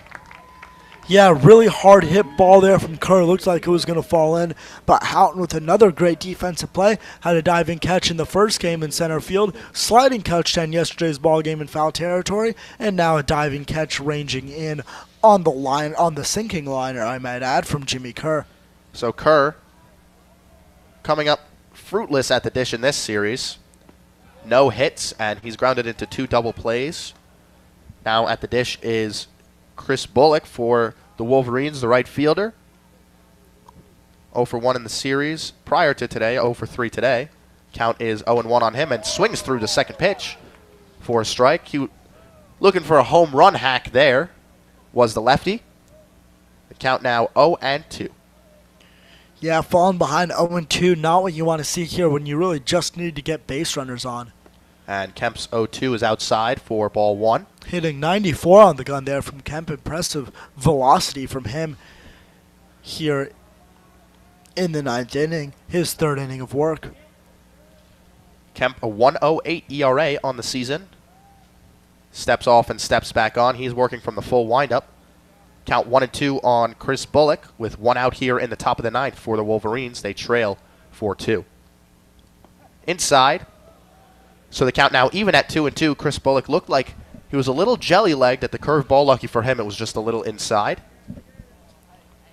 Both teams have 7 hits today, but Lipscomb leading it with 2 more runs.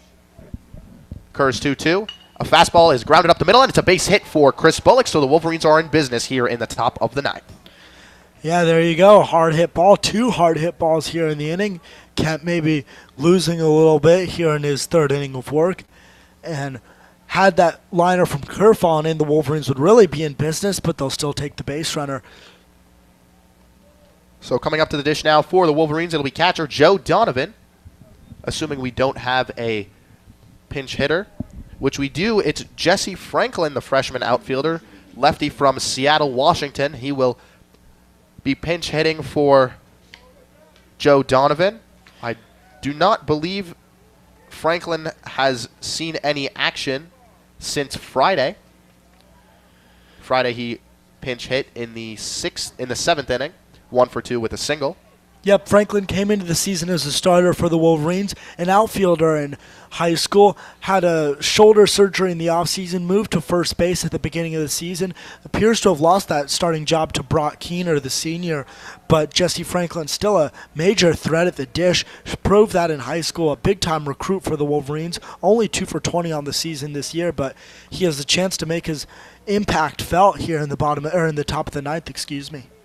So Franklin, the lefty, sees the first pitch from Kerr and takes a curveball over the middle for strike 1. Infield at double play depth. Up the middle, it's Blake Thomas, the shortstop. Jackson, first ace, the second baseman. On first for the Wolverines is Chris Bullock, who just singled into center field. And at the dish is the pinch hitter, Jesse Franklin, freshman. The 0-1 from Kerr is outside. Oh, taken on the outside corner for a strike. Looked like a ball to me, but looks a couple inches off the plate to me as well. And now you see in a hole here is Franklin. A little bit interesting decision to pinch hit him for Donovan, who has a couple hits here, and 3 hits to be exact here in this series so far, but an 0 for 3 day for Donovan. Might be a righty-lefty thing. Franklin takes the ball upstairs for ball 1. It's 1-2 on him. But yeah, you look at the lefty-righty matchups. Obviously, Franklin a lefty against Kerr a righty. Yeah, and that paid off with the last batter, Christian Bullock, roping a single into center field. As you know, Joe Donovan hits from the right side. Kerr's 1-2 is fouled weakly down the first baseline, so Franklin staying alive. Will have another shot here at Kyle Kemp. Good piece of hitting there. The breaking ball tailing down in the zone, but just able to keep his bat on it, staying on the ball and making contact to stay alive here with one out in the top of the ninth. So Kemp now up to 38 pitches on the day. He's thrown 2 1/3 innings. Runner on first for the Wolverines is Chris Bullock with one out here in the top of the ninth. Count 1-2 on Jesse Franklin, and he calls time, steps out. Kyle Kemp steps off, steps back on to reset. Chris Bullock takes his lead at first base. Infield double play depth up the middle, with the Wolverines trailing 4-2 here in the top of the ninth to the Lipscomb Bisons. Kyle Kemp comes set and delivers. And it's looped into left field, slicing away from left fielder Maddox Houghton, but he gets over and catches it for the second out of the inning. Yeah, it looked like it might just get down there, down the line, but just hung up for Maddox Houghton. He was able to range over with no problem in the end. As potentially the last batter of the series comes up here for the Wolverines, it'll be Dom Clemente, who got a single on his first at-bat, pinch hitting for Marcus Chavez 2 innings ago. So Dominic Clemente, the lefty, will have the platoon advantage against Kyle Kemp, singled in the 7th inning. And we'll look for another single to keep the Wolverines alive here in Nashville with 2 outs to go in the top of the ninth. And right up the middle, off second base, a lucky bounce there for Clemente and into left field. Bullock, astute base running there, swipes third base, catches Maddox Houghton sleeping, and the Wolverines have runners at the corners with 2 outs, and Blake Nelson coming up to the dish for your Michigan Wolverines. Yeah, a hard-hit ball, but thanks to the infield shading right on Clemente, it was going to be, it looked like it was going to be an out right to the shortstop, who was playing pretty close to that second base bag, just took a hop off second base, and that could prove to be massive for the Wolverines if Blake Nelson can take advantage. Yeah, you don't really see that often hits directly off the second base bag, but a fortuitous bounce there for Clemente off the second base bag and into left field.